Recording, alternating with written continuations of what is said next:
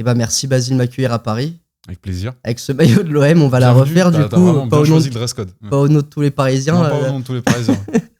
Et puis merci aussi de prendre le temps pour moi, pour aussi qu'on puisse brièvement parler de ma communauté, qu'on puisse aussi rendre la vente accessible à tous, parce que je pense que c'est des valeurs qui nous sont très chères, parce que c'est comme ça qu'on nous a éduqués et appris. Je vais brièvement moi me présenter une fois que tu l'auras fait déjà par respect. Tu me laisses. Je te laisse l'honneur.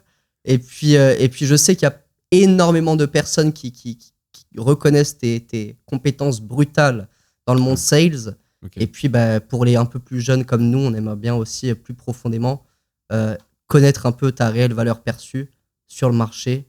Parce que je pense qu'il n'y a pas assez de personnes qui s'en sont conscients encore, Basile. D'accord. Ok, avec plaisir. C'est une vérité. En tout cas, écoute, merci à toi de prendre le temps aujourd'hui. Pour faire très court, je vais pas dire que je suis un Sabedine avec 15 ans de plus. D'ailleurs, je rappelle-moi juste ton âge. 24, je vais faire 25 cette année. Ok, on a à peu près 10 ans d'écart. Moi, j'ai 36 ans. Mais pour être très honnête, j'aurais aimé être un Sabedine à ton âge parce que moi, je suis rentré dans des boulots bêtes et méchants au départ et je connaissais pas du tout le sales. Mais en gros, moi, j'ai découvert le sales beaucoup plus tard que toi.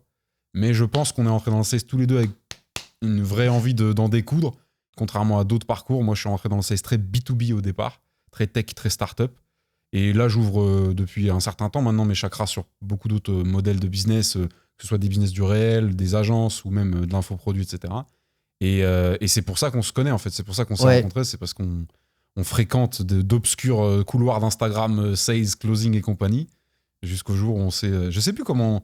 J'ai vu une story de toi passer, il me semble, un jour, et je trouvais qu'il y avait une dissonance entre la jeunesse que t'envoyais. C'est pas du tout péjoratif, c'est le côté genre... putain, lui, il peut pas avoir commencé à bosser il y a 15 ans, c'est pas possible. Tu vois, et en même temps, la pertinence, la maturité du propos, qui n'était pas un propos répété, parce que tu peux aussi aller photocopier. Et donc, du coup, j'avais apprécié ça, parce qu'on est, je pense, tous les deux passionnés par ce truc-là. Exact. Et moi, j'ai la chance, je pense pas que c'est un truc, tu as du mérite de ça, mais j'ai la chance de pas être inquiété et de pas être frustré ou agacé par les gens qui arrivent derrière moi et qui peuvent déjà être meilleurs. Au contraire, je me dis, putain, on est en train d'augmenter le niveau d'entrée, etc. Mais, voilà, donc moi, je suis voir des mecs comme toi en circulation et tous nos autres confrères et consoeurs qui font un peu la même chose. Moi, c'est un kiff et c'est là-dedans que je bosse. Donc voilà. J'ai absolument pas dit ce que je faisais, mais je me suis présenté en mais oui, c'est pour ça que même moi, j'étais en train de me dire, mais est-ce que j'ai vraiment compris ce que Basile fait? Et du coup, je pense que d'ailleurs, si tu connais quelqu'un qui sait ce que je fais, là, mettez-le en commentaire.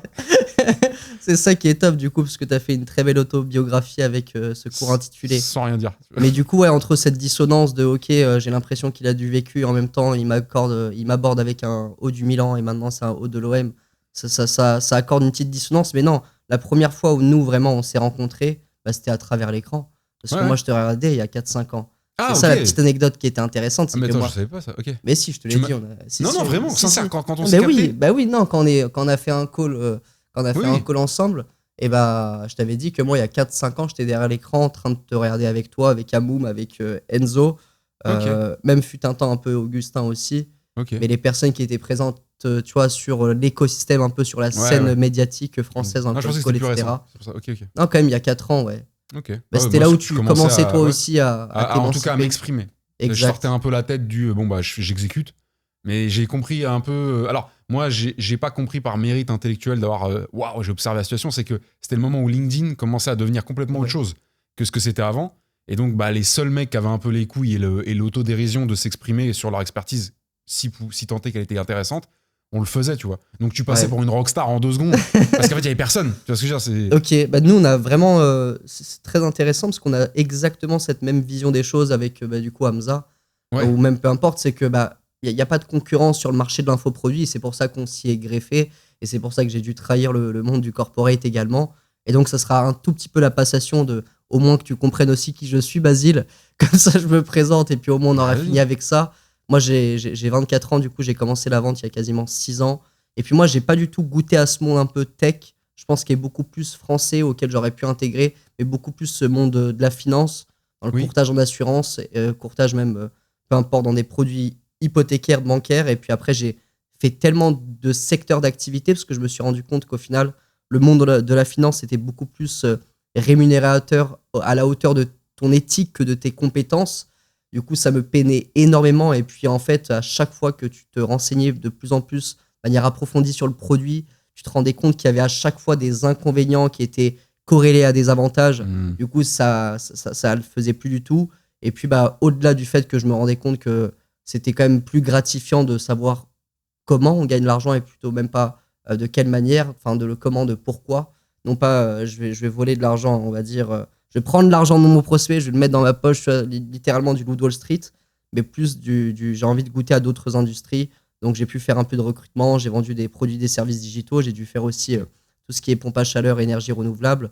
Donc, que ça soit cold call surtout, elle est là ma zone de génie, on va dire, porte à porte et surtout bah, les entretiens qu'on avait de commerciaux, que ce soit terrain ou alors en distanciel, mais une fois que l'acquisition est bonne, généralement le reste aussi ça le fait. Puis depuis 2025, août, je me suis lancé dans l'infoproduit et je me suis rendu compte justement de ce gap, de cette grosse faille que nous aussi on a interprété de cette manière-là avec Hamza sur le marché, qu'il n'y a pas de concurrence. Et c'est étonnant parce que moi je pensais qu'il y avait un gap un peu plus restreint sur LinkedIn où généralement il y a un peu plus de concu, il y a des personnes avec un pédigré beaucoup plus étoffé. Qu'est-ce que tu veux dire par il n'y a pas de concurrence? Parce que j'ai l'impression de comprendre deux trucs à la fois. Il n'y a pas de concurrence dans les infoproduits ou il n'y a pas de concurrence dans les sales dans les infoproduits. Enfin, je vais être sûr de préciser. Ok. Et ben pour moi, les deux. Pour moi, les deux, de toute façon, non, il n'y a pas du tout de concurrence dans les deux, que ce soit dans les produits d'infoproduits déjà, dans les coachs / infopreneurs ou même sales. Il n'y a pas vraiment de concurrence. Enfin, je pense que les plus gros aujourd'hui, tu les connais. On pourrait même citer par exemple un certain Mathis Clouet. Ok, il n'y en a peut-être pas 100 comme lui. Ça reste une anomalie. Mais je peux en rencontrer, moi, des Mathis Clouet. Il est rentré dans une industrie. Ok, il est au-dessus de la moyenne sur énormément d'aspects. Mais est-ce que ça justifie vraiment sa réussite phénoménale aujourd'hui? Est-ce que c'est une question d'environnement? Est-ce que c'est une question d'industrie? Tu as l'air d'avoir un avis là-dessus. Vas-y. Non, mais pour moi, je le trouve extrêmement smart, Mathis Clouet. Genre vraiment, pas d'état d'âme. Au contraire, c'est ce côté de ah ok, il pousse le curseur et puis il montre et il ouvre le chemin et le champ des possibles à certaines personnes qui aujourd'hui, même faire 100K pour eux, c'est dénué de sens. Mais après, bon. Moi, la seule chose qui peut, en tant que sales pur et dur, tu vois, raw sales, même, tu vois, c'est le but de la communauté, c'est de montrer la vente à l'état brut, on va dire, bah, c'est le fait que ce que lui, il a fait depuis 3 ans ou qu'il continue de faire, moi, je peux l'implémenter en 3 jours, dans le sens, les process, les systèmes, toutes ces choses-là, c'est rapidement implémentable. Alors que ce que nous, genre, vraiment, on a fait pendant 3, 4, 5 ans, je suis pas sûr que qui que ce soit même puisse tenir 3 jours dans cette industrie de aller toquer sur des portes, aller accepter 250 noms à la journée si les personnes décrochent. Plus dans ce sens-là, tu vois. Si j'avais vraiment quelque chose au fond de moi, parce que tu as l'air de le ressentir, et même sans parler de Mathis Clouet ou même peu importe, c'est que ouais, tout ce que vous faites aujourd'hui, en 3 jours, nous, on peut l'implémenter. Je comprends ce que tu veux dire. Je vais faire un parallèle, tu me confirmes. Tu me dis si c'est à peu près ça. C'est qu'en gros, nous, on est passé... C'est marrant, je parlais de ça avec Thibaut avant que tu arrives. On est passé par une sorte d'infanterie. C'est-à-dire qu'on a été dans les tranchées. On a vraiment été... Alors attention, à tous ceux qui ont des liens de près de loin avec la vraie guerre, c'est des métaphores, les gars. On va jamais prétendre avoir vécu ces horreurs-là. On a été dans les tranchées. On en a goûté toutes les saveurs parce qu'il y a des saveurs absolument cool et absolument pas cool dedans. Je pense que tu peux pas saisir la réalité de ce genre de métier, cold call, porte-à-porte. Tu parlais des trucs des écoles d'excellence, en fait, quand tu veux commencer. Mais tu peux pas vraiment en saisir la valeur et la réalité sans y être allé un peu quelque temps. Parce qu'en un jour, tu vas rien comprendre. Le truc, c'est que tous ces entrepreneurs qui développent des verticales, des business, des infoproduits, leur velléité, c'est pas d'être des hommes d'infanterie, des hommes de tranchée comme nous, mais ils ont pas d'autre choix que de mettre en place des choses pour vendre, pour acquérir du lead, etc., qui ressemblent à ce qu'on faisait. Mais il faut pas oublier que nous, c'est comme si on s'était engagé dans une voie un peu de force spéciale commerciale, donc qui est destinée à exécuter ce type chirurgical d'action, là où eux, ça fait partie d'un panel de choses qu'ils n'ont pas d'autre choix que de faire s'ils veulent réussir, mais c'est pas leur but de devenir le boss là-dedans. Maintenant, là où peut-être on se rejoint aussi, c'est que s'il y a un truc dans lequel je leur conseille de tous devenir le boss, même si c'est pas leur objectif d'être un closer top mondial ou sales top mondial, bah c'est quand même ça. Exact. Ouais. Même si toutes les autres compétences d'un entrepreneur, et je sais qu'il y en a beaucoup, sont importantes. Mais si tu sais pas ou tu comprends pas la transaction, donc l'univers transactionnel que tu appelles le sales, le closing, on s'en fout, tu peux monter ce que tu veux comme accompagnement produit, infoproduit, agence ou spectacle. normalement, tu seras pas blindé rapidement. Je sais pas ce que tu penses. Okay, non, c'est mais ça que tu voulais dire, c'est que 100%, ouais, mais après c'est bon, je suis d'accord et puis il faut prendre du recul aussi. Nous, on doit concentrer toute notre attention, notre énergie sur la partie vente. Donc même la vente a des maillons, il y a une chaîne qui part d'un départ et qui finit vers une fin. Mais nous, on est en plein dedans. Donc le but, c'est pas de dire que Mathis ou X ou Y, du coup, il est entre guillemets, que ça soit, on va dire, moins résilient ou moins compétent ou quoi ou qu'est-ce, parce que au final, lui, il a beaucoup plus d'altitude dans ce qu'il entreprend. Et c'est même pas justement c'est même pas son élément différenciant, c'est son élément phare ou le noyau atomique dans lequel il doit se concentrer. C'est aucunement ça. C'est plus aller maintenant, si ça devrait s'apparenter à d'autres sales du marché, peut-être que la comparaison elle serait meilleure. C'est plus ceux qui vont prendre des coachings aux US à 10-15K et qui en 3 mois ils reviennent ici sur le marché français tout revigoré, de la pommade et c'est bon, ça part sur du 60, 70, 80% de taux de closing. Je pense que là le comparatif il est un peu plus intéressant parce que si on parle de personnes qui sont dans des corps qui sont corrélés mais qui englobent plusieurs, on va dire, pôles, c'est plus chaotique. Oui, puis, je comprends. Mais... À un moment donné, ils arrêtent de vendre aussi. Ils sont obligés de déléguer et de mettre justement des commandos, process, entre guillemets, et des process qui vont être exploités et exécutés par des gens qui sont censés être des spécialistes. Alors après, moi, j'aime pas trop le discours de toujours aller chercher des top performers. Moi, les mecs les plus dangereux que je connais en sales, c'est les mecs à qui on a laissé une chance au bon moment. Tu vois. Alors avec une balle, si t'arrives sans balle, le sales déjà ne l'approche pas. Mais tu sais, les mecs qui veulent toujours aller te chercher le top 1, souvent, ils ont pas l'oseille pour le top 1. Tu vois, donc ça parle chinois, ouzbek ou tout ce que tu veux au moment de discuter. Donc ça fait une espèce de relation d'origine shitty avec le... Enfin, tu sais, c'est le pire début de collaboration. Là où à côté, t'as un autre mec, tu sais, c'est un peu comme dans les films où le héros, il veut la plus belle femme du lycée, de la fac ou quoi, et sa meilleure pote depuis l'enfance, qui est tout aussi mignonne, tout aussi agréable, mais qui en plus est smart, qui en plus le connaît par cœur et l'apprécie, elle est sous ses yeux, et il voit pas qu'il a qu'à lui donner une chance, en fait. Tu vois. Dans le sales, il y a beaucoup ça. Hein. Moi, le mec qui m'a ouvert les yeux dans le sales, par rapport à nous, qui est un ancien, mais qui est un ancien dans tout le sens positif du terme, qui s'appelle Eric Kella, que je salue, qui est fondateur du cabinet Sublica. Là, on parle vraiment de sales d'élite. On parle de... Vraiment, j'ai un respect énorme pour les gens de cette génération-là qui ont connu un peu plein de types de sales différents, d'environnements digitaux, physiques, hybrides différents. Ce mec-là, il va aller chercher...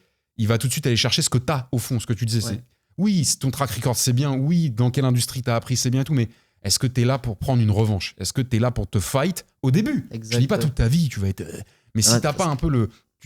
Tu vois, Khabib, combattant en MMA, il y a des gens qui... Non, mais il y a des gens qui disent que depuis qu'il est descendu de la cage et qu'il a laissé les suivants faire, il n'y a plus de colère dans ses yeux. Maintenant que je t'ai dit ça, retourne de temps en temps voir des vidéos, tu verras que c'est vrai. Il n'y a plus la colère, il n'y a plus la violence qu'il avait quand il était lui-même combattant pour son père, parce que c'est son père, son coach qui l'envoyait. Et quand il a pris la place de son père, qui malheureusement est décédé, pour aller emmener Islam, Omar, etc., dans les mêmes résultats que lui, si possible. Je dis pas qu'il est plus un Dagestanais dur ou quoi, mais il n'y a plus la colère. Et c'est un peu ça. Il y a un moment, tu rentres dans la cage, tu as la haine, tu veux te venger, tu veux sortir. Toi, tu es dans la vente transformationnelle, donc c'est encore plus cohérent là-dedans. Ou dans le B2B tech, la vente transformationnelle, frérot, les mecs qui te regardent, ils savent pas de quoi tu parles. Mais à un moment donné où c'est pas forcément t'as fait tel million ou quoi, mais ok, j'ai tapé, j'ai pris des coups, j'ai compris, maintenant je commence un peu aussi toi tu fondes une communauté, à partager, à transmettre. C'est normal que la véhémence, pas la colère, mais la violence et l'intensité d'implication que tu mets depuis le début pour aller taper, elle descende parce que maintenant t'es dans un autre rôle. Tu vois. Mais au départ, tu cherches des gens qui ont une revanche à prendre, si possible, qui sont sains d'esprit dans le sens qu'ils viennent pour les bonnes raisons. Tout à l'heure, tu disais, tu as dit une phrase hyper intéressante dans les trucs que tu vendais financièrement. Tu disais que ta non-éthique est corrélée avec ton résultat. Enfin, en gros, moins t'es éthique, plus tu risques d'avoir des résultats. En fonction de ce que tu vends, tu vas chercher des gens qui sont éthiques. Tu peux pas transformer un mec non-éthique en mec éthique et vice-versa. Enfin, le sens chétanesque du terme est possible. Hein. On embrasse Jeffrey Epstein et compagnie. Il y a des gens dont c'est le métier de corrompre des âmes pures, mais tu feras pas d'un carabistouilleur, pour le dire avec des termes très modernes, un mec sain et pur, tu vois. Mais ce petit truc de la revanche, toi, je le sens chez toi. Mais c'est insane, en vrai. C'est insane que... Et tu sais, ce qui est ultra appréciable avec toi, Basile, c'est déjà que j'apprends un peu plus à écouter, tu vois, parce que généralement, c'est plus moi qui parle. Je suis comme toi, mec. Je t'entends tellement sur ce truc-là, gros. C'est le gars, Ils peuvent pas comprendre ceux qui sont passés. C'est le gars qui envoie des pics comme ça. Oui. Deuxièmement... Non, mais c'est vrai, gros. Je te dis que j'aurais pu te faire la même phrase ou la faire avec quelqu'un d'autre. Oui. Deuxièmement, en fait, c'est que tu arrives, toi, à exactement en fait, poser des mots ou alors avoir peut-être une intuition surdéveloppée. Et puis là, je pense qu'on ira faire consulter parce que c'est à l'ordre inquantifiable. Du Et puis divin, je pense ouais. que même ça serait même compliqué. En fait, je suis astrologue. Mais dans l'idée, c'est plus ce truc de t'arrives vraiment à poser les mots, tu vois. À poser les mots sur ce que j'ai vécu, sur ce que je ressens potentiellement, sur d'où est-ce que je viens, sur d'où est-ce qu'on vient, du coup, en partie. Et c'est là où moi, je suis assez admiratif, en partie, sur le fait de t'arrives à poser des mots sur des choses qui, pour moi, se font d'une manière, on va dire, subconsciente, Ouais, ok. limpide, parce que j'ai une déformation maintenant dans mon cerveau qui explique que quand tu te prends 150 000 fois le nom dans la gueule, et ben, je peux te dire que ça devient un sourire et ça devient un grand oui. Bien sûr. Ça devient, Oui, tu t'es obligé. C'est un mécanisme de défense. Ouais. c'est l'acheminement d'un grand oui, en tout Ouais. cas. Et puis, bah, dans le sens où, ouais, j'avais pas du tout perçu ce truc de revanchard. Et c'est ce qui a fait que, bon, j'ai potentiellement été top performer, même si te fait chier ce terme-là. Parce que j'avais Non, aussi. il me fait pas chier. Ce qui me fait chier, c'est qu'on cherche que ça. Et Bien sûr. premièrement, parce que en fait, j'avais ce gros côté, moi, revanchard auprès de mes parents. Parce que bah, déjà, moi, je suis scolaire, on va dire, de compétences intrinsèques, parce que j'ai de grandes facilités, mais d'un point de vue comportemental, c'est les hécatombes. Du coup, moi, je fais 5 lycées, je fais au moins 10 classes différentes de la seconde à la terminale, donc j'ai le temps de m'amuser.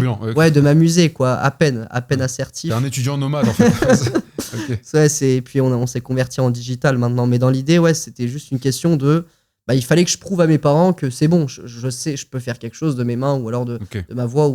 Mais c'était cette revanche à ma scolarité, du moins à prouver le contraire à mes parents et du moins de leur, on va dire, diluer un peu cette déception qu'ils avaient envers moi. Donc il y avait ce gros côté revanchard et même au-delà de ça, moi, avant que. Bah, quand je suis rentré dans ce monde de la vente, dans le courtage en assurance en Suisse, et bah, j'ai eu une passation de 1 semaine où j'ai dû courir derrière mon ex-employeur pour lui dire vas-y, prends-moi, parce qu'il y avait 2 jours de formation intensive, une sur la théorie, sur le produit, une sur jeu de rôle, la technicité, on va dire. Voilà, lis le script et puis on te lance dans le grand bain. Et moi, j'étais pas là le 2e jour. Et pendant 1 semaine, quasiment, j'appelais tous les jours cet ex-employeur pour lui dire je veux être là, je veux être là, je veux être là, je veux être là, je veux coach, je veux. Là. Et il a vraiment ressenti aussi, je pense, ce côté de. Mais oui, les meilleurs talents sont ceux qu'on forge en fait dans les tranchées, sont ceux qui vont aller aiguiser leur lame. Ouais, bien sûr. Mais c'est un peu inexplicable dans le sens où ouais, si t'as pas ce côté de potentiellement revanche, mais ça peut être aussi quelque chose qui est expliqué différemment par une grosse essence de vie. Mais la revanche pourrait grandement s'y apparenter. Et puis ce côté de en fait arriver à déceler le potentiel, tu vois, mais c'est dur de déceler le potentiel parce que c'est pas comme le gars que tu vas aller chercher à la Masia ou alors au centre de formation, tu vois, du PSG. C'est plus compliqué à le déceler, qui pour moi on peut appeler ça, comme certains de nos profils, des joyaux, en fait, des bijoux qu'il faut juste polir, quoi. Des fois, ouais, ça nous. Tu comprends pas trop pourquoi, mais tu relèves un truc et en fait, je pense que t'es sensible à. Tu reçois des petits signaux, des petits patterns que tu identifies sans pour autant les identifier à toi, mais qui te font penser peut-être à ta situation d'avant ou des gens de haut potentiel du même game que tu as fréquenté. Et tu te dis, putain, j'ai l'impression qu'on partage des gènes. Genre, tu sais, il y a des gens, ils peuvent lire un texte de X auteur, ça leur fait rien, mais ils y vont avec toute la sincérité du monde. Et le gars d'à côté, ça le détruit, ça le transcende, ça le machin. C'est une question de réceptivité, de sensibilité, et c'est souvent connecté à du vécu, à du souvenir, aussi parfois à de la croyance, à de la culture. Et voilà, le côté revanchard sans jouer moi jamais je jouerais les Calimero qui vient du fin fond du Burkina Faso. Tu vois, il y a des mecs qui ont des vies légèrement plus épaisses que la nôtre, mais je pense que si à un moment donné, quand t'es jeune, tu te rends compte que t'aimes pas les cartes que t'as dans les mains et qu'à un moment donné, il y a une raison, un épisode, un obstacle qui te fait réaliser que la seule personne qui a un impact sur ces cartes-là, c'est toi. Et donc, en fait, si t'es insatisfait par ces cartes-là, t'as déjà une part de responsabilité dans cette insatisfaction. Pas à 5 ans et demi, mais même à 15 ans, je considère déjà. Moi, à 15 ans, j'étais un branleur fini. Pas un branleur dans le sens à rien faire, mais j'étais pas intelligent, j'étais pas éduqué, j'étais pas éveillé à plein de trucs, j'étais dans un microcosme. Je voyais les mêmes gars depuis que j'étais né, je sortais jamais de mon quartier. Enfin, c'est facile de se laisser embarquer dans un scénario qui va t'amener tout simplement nulle part, enfin, au même endroit que là où t'as commencé. Mais si à un tout petit moment, t'as une lucidité qui te fait mal et qui te fait dire j'aime pas les cartes que j'ai dans les mains, soit tu choisis la voie, tu sais, je sais pas si t'es familier avec les différentes morales de Nietzsche, mais morale d'esclave, morale de Alors, maître. pas toutes, Soit mais- tu te mets dans les mains que c'est pas ta faute et que ton objectif de vie, ça va être de justifier ces carences de chances, d'opportunités, de privilèges que c'était soi-disant de cartes désavantageuses t'ont donné alors que tu as des cartes que moins Exactement. de 1% de la population mondiale a. Ça, c'est lunaire, les gens qui se plaignent de là. Ou tu choisis le chemin plein d'embûches, de ronces, de trous, de traîtres, etc., qui va être de je vais changer ces cartes. Je sais pas combien de temps ça me prendra, mais je vais y aller avec mes chicots, avec mon potentiel, et ça va faire mal, ça va me faire mal, ça va, ou alors peut-être pas, mais en tout cas, ça va pas être agréable. Et jusqu'à ce moment, je te dis, où t'as plus besoin d'avoir la colère dans tes yeux parce que t'as compris que maintenant, Ouais, t'avais sorti la tête. Mais ça prend du temps. C'est Ça vrai prend que du temps, c'est cool, t'as réussi à boucler la boucle. Ouais. T'as ouvert un Je savais pas tiroir et si- tu l'as Ça, refermé. c'est mon quotidien, c'est tout. Et tu le laisses ouvert. Tu vois. Et des fois, il y a des tiroirs dans le tiroir. Et pire que ça encore, bah du coup, ouais, sur le fait de. Pourquoi je parlais de ça aussi? Parce que moi, en tout cas, j'ai ressenti. Putain, j'ai l'impression que j'en ai 36 aussi, tu sais. Mais j'ai l'impression que. j'ai l'impression que j'en suis un peu essoré Ouais. de toute cette expérience commerciale. J'avais aussi une question à te poser, c'était est-ce que toi aussi, des fois, t'as vu des profils et tu t'es dit, c'est pas possible. Et un mois après, tu vois que le gars, il Pas a possible dans explosé. quel sens? Ouais, mais lui, j'aurais pas mis une pièce dessus, tu vois. Oui. Alors, pourquoi je peux te répondre oui facilement? C'est parce que moi, j'enseigne dans les écoles. Ouais. Notamment j'ai enseigné dans des écoles. Je suis un peu fâché avec le modèle. Notamment dans des lieux, et je pense particulièrement au campus de Lille de la Rocket School qui a été fondé et dirigé par Guillaume Gaboury, qui a fait un travail de fou, qui a un très gros ADN de reconversion. C'est-à-dire que c'est pas forcément qu'une école d'étudiants. Il y a des étudiants tout à fait classiques. Tu viens poursuivre ta licence ou ton truc basico-basique, poursuite d'études, ils appellent ça. Mais il y a beaucoup de reconversion. Donc derrière, c'est du France Travail, du machin. Mais j'ai rencontré déjà, c'est dans le Nord. Alors on peut dire ce qu'on veut, mais en région et particulièrement dans le Nord, il faut le dire, c'est pas les mêmes vies. Okay. Quand on est dans la moitié inférieure de la classe sociale, c'est des vies dures, vraiment. Genre, Ok. il y a une teneur en vie dure dans le volume global qui est vraiment supérieure. Et pour le coup, moi, je passais des 1 mois, 1 mois et demi avec des élèves en bootcamp, tu vois, avec une classe entière. T'apprends à les connaître. Parfois même, tu découvres leur quotidien. Parfois, tu vois, et tu fais, ouais, il faut quand même du courage pour venir te taper des cours. Et donc, forcément, moi, ça me donnait toute motivation à leur donner un maximum. Mais j'ai envie de te dire, c'est une phrase de con que je vais dire, mais c'est pour caricaturer l'information et qu'elle rentre plus facilement. Quasiment 100% des gens sur qui j'aurais mis toutes mes pièces au départ sont devenus des grandes brelles à l'issue des formations que j'ai pu leur donner, mais qu'on a pu leur donner dans le temps. Et quasiment 20-30% des gens, mais sur qui tu serais passé pour le plus grand des idiots à mettre une pièce dessus, sont devenus les Jedi, entre guillemets, du domaine. Alors, c'est très généralisant et faux d'un point de vue statistique, mais il y a cette philosophie. Les gens qui ont des facilités ne sont pas les gens qui ont un potentiel. Ok ? Tu peux avoir un potentiel en ayant des facilités, mais c'est pas parce que tu as des facilités que tu as un potentiel. C'est même presque l'indice de l'inverse. Exact. Et moi-même, j'ai toujours baigné dans la facilité, que ce soit du coup d'un point de vue académique ou alors même du coup sportif. Et quand je suis rentré dans le milieu de la vente, c'est le seul moment où je me suis dit ah putain, les cartes elles sont rebattues là. Voilà, t'as pris un mur comme tout le monde. Et puis, mais j'étais pour le coup même à proprement parler dos au mur avec du coup non mais oui mais là j'étais dos au mur, je pouvais même pas me retourner et j'avais un peu le regard de mes parents qui attendaient juste que je puisse du coup leur switch aussi cette lueur dans leurs yeux. Et puis dans l'idée c'est juste une question de j'étais peut-être un peu sadomaso parce que pour se faire autant de mal il faut y voir du bien.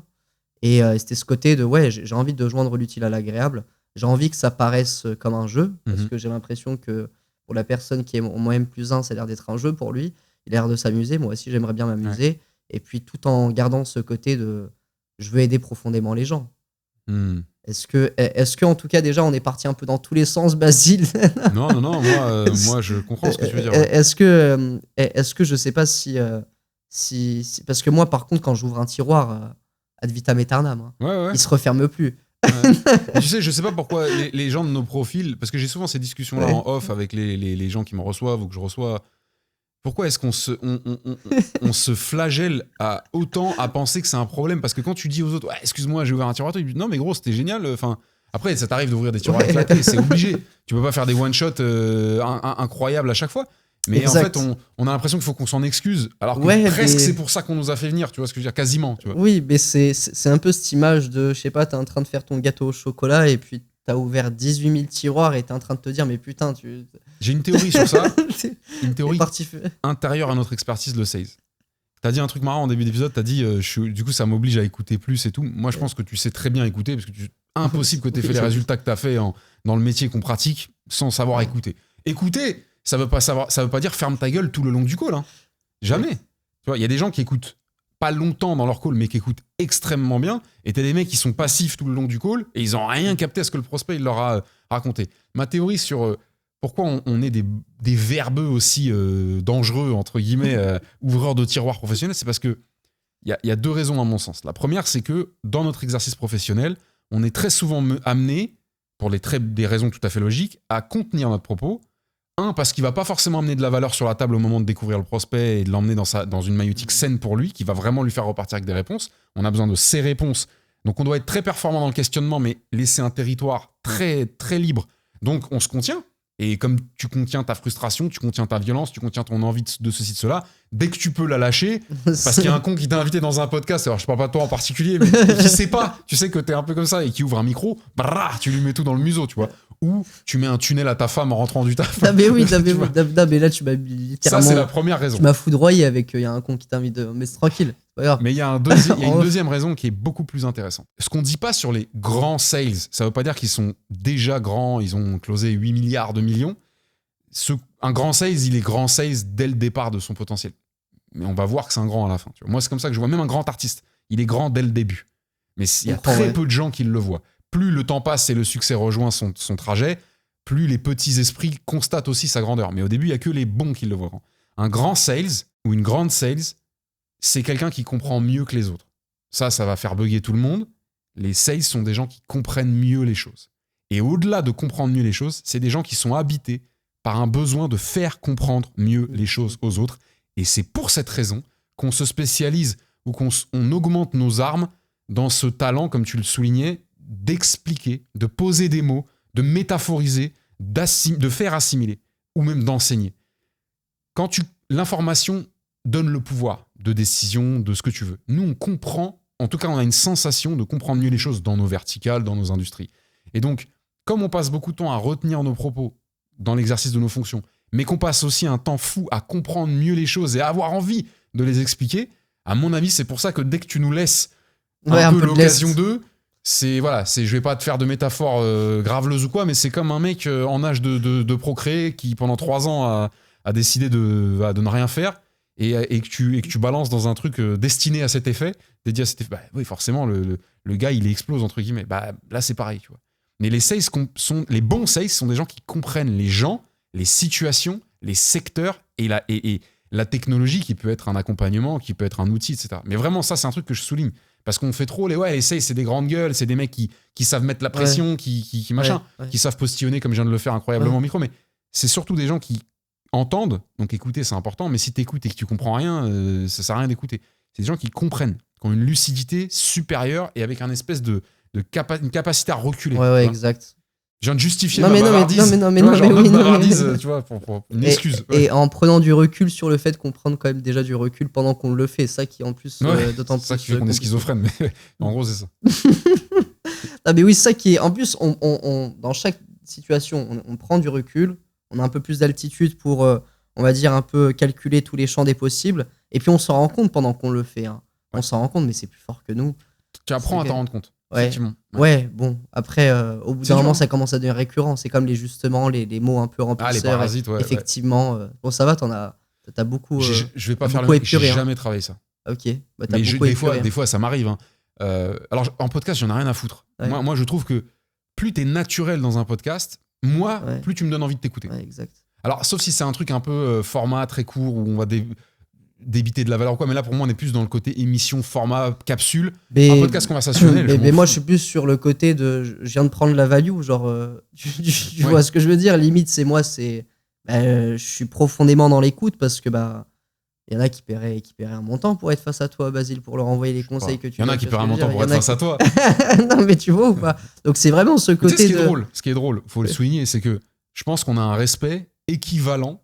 Ouais. Non, mais on s'en fout de le cadrer, de le quantifier, ça n'a pas de sens. On n'a pas les mêmes carrières, mais t'as l'air d'apprécier ce que j'ai fait et de le mettre sur une sorte de piédestal d'estime, ce que j'apprécie, mais c'est tout autant réciproque. Il n'y a aucune hypocrisie entre nous, ça se voit, tu vois. Ouais, non, mais pour le coup, cool, c'est parce que du coup, c'est. Mais on a du mal, on se renvoie la balle, mais elle commence à brûler. Non, mais ce qui est bien entre les sales aussi, c'est ce côté de.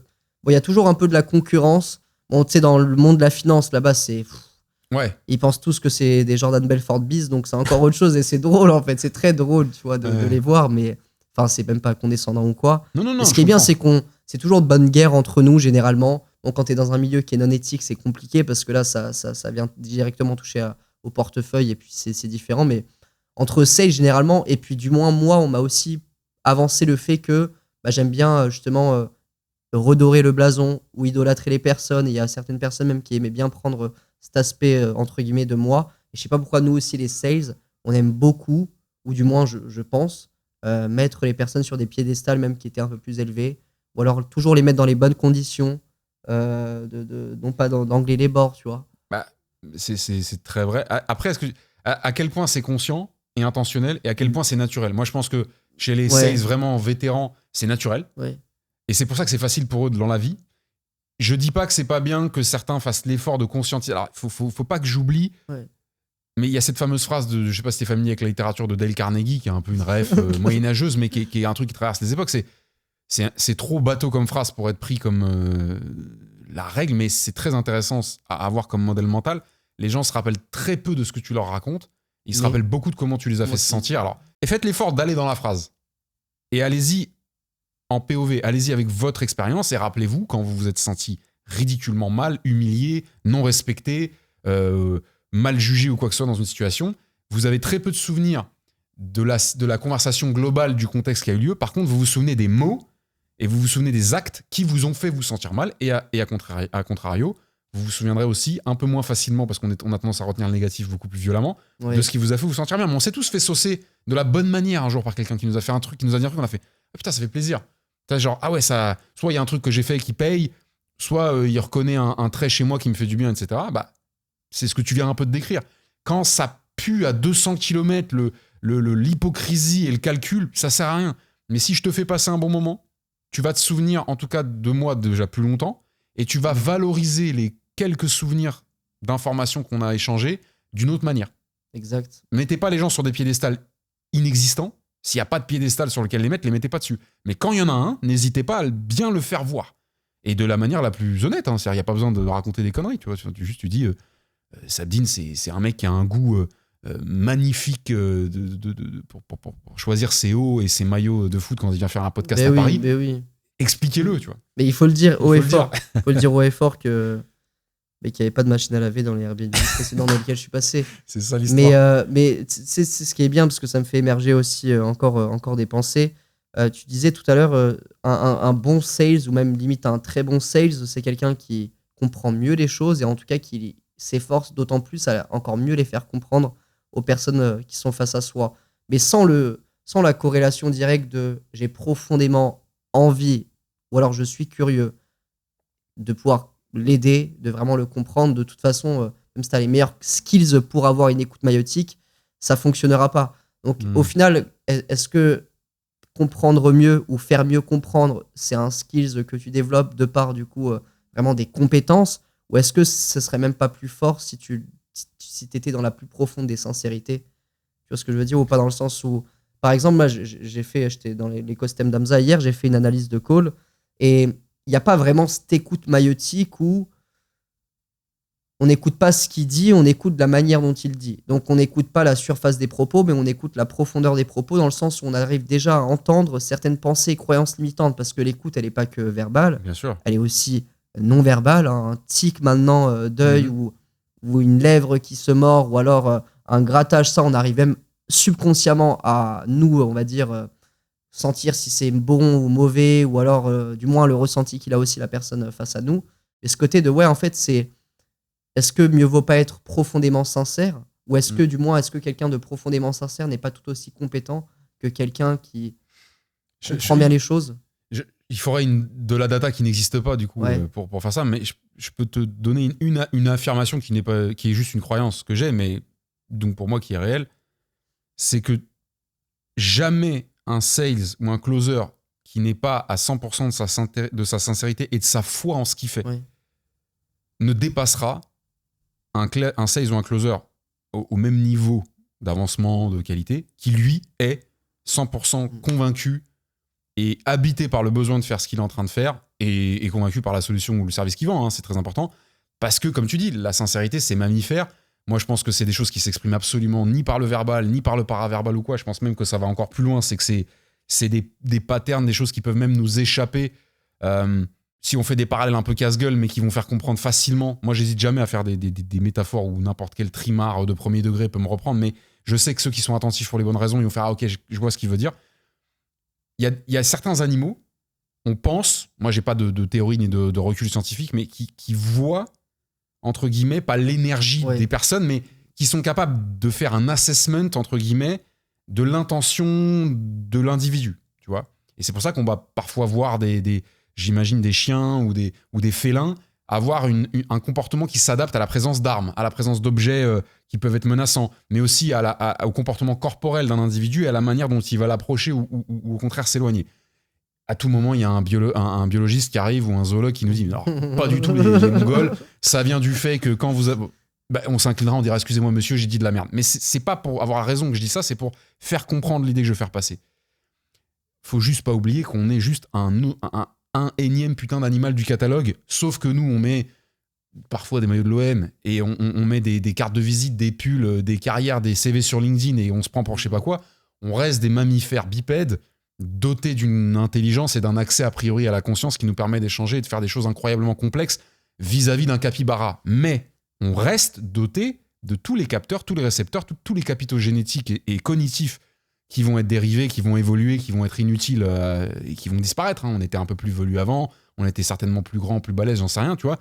Mais on a encore ces trucs-là. Donc je pense qu'entre humains, il se passe des choses qu'on a du mal à relever, expliquer, que c'est peut-être pas le moment là dans notre civilisation d'avoir les compétences pour expliquer ça, mais peut-être que dans 200 ans, on trouvera aberrant le fait que nous ne comprenions pas ça aujourd'hui, tu vois. Comme on trouve aberrant qu'il y a 2000 ans, les mecs, ils comprennent pas ce que voulait dire Wi-Fi. J'exagère, mais t'as compris. Et plutôt que de se faire mal à vouloir comprendre, essayer de voir, est-ce que c'est parce qu'il a tourné son épaule ? C'est peut-être l'acte le plus courageux que tu peux faire, à condition de t'empêcher de nuire à tes résultats et à la routine, la discipline que tu as mis en place dans ton métier. Fie-toi à ce que tu ressens, fie-toi à ton instinct, mais toujours en t'imposant un auto-feedback. Ça m'est arrivé de bosser avec des sales de ce niveau-là, pas très longtemps malheureusement. Enfin, dans le sens, je voulais dire, j'aurais aimé bosser beaucoup plus sur le volume.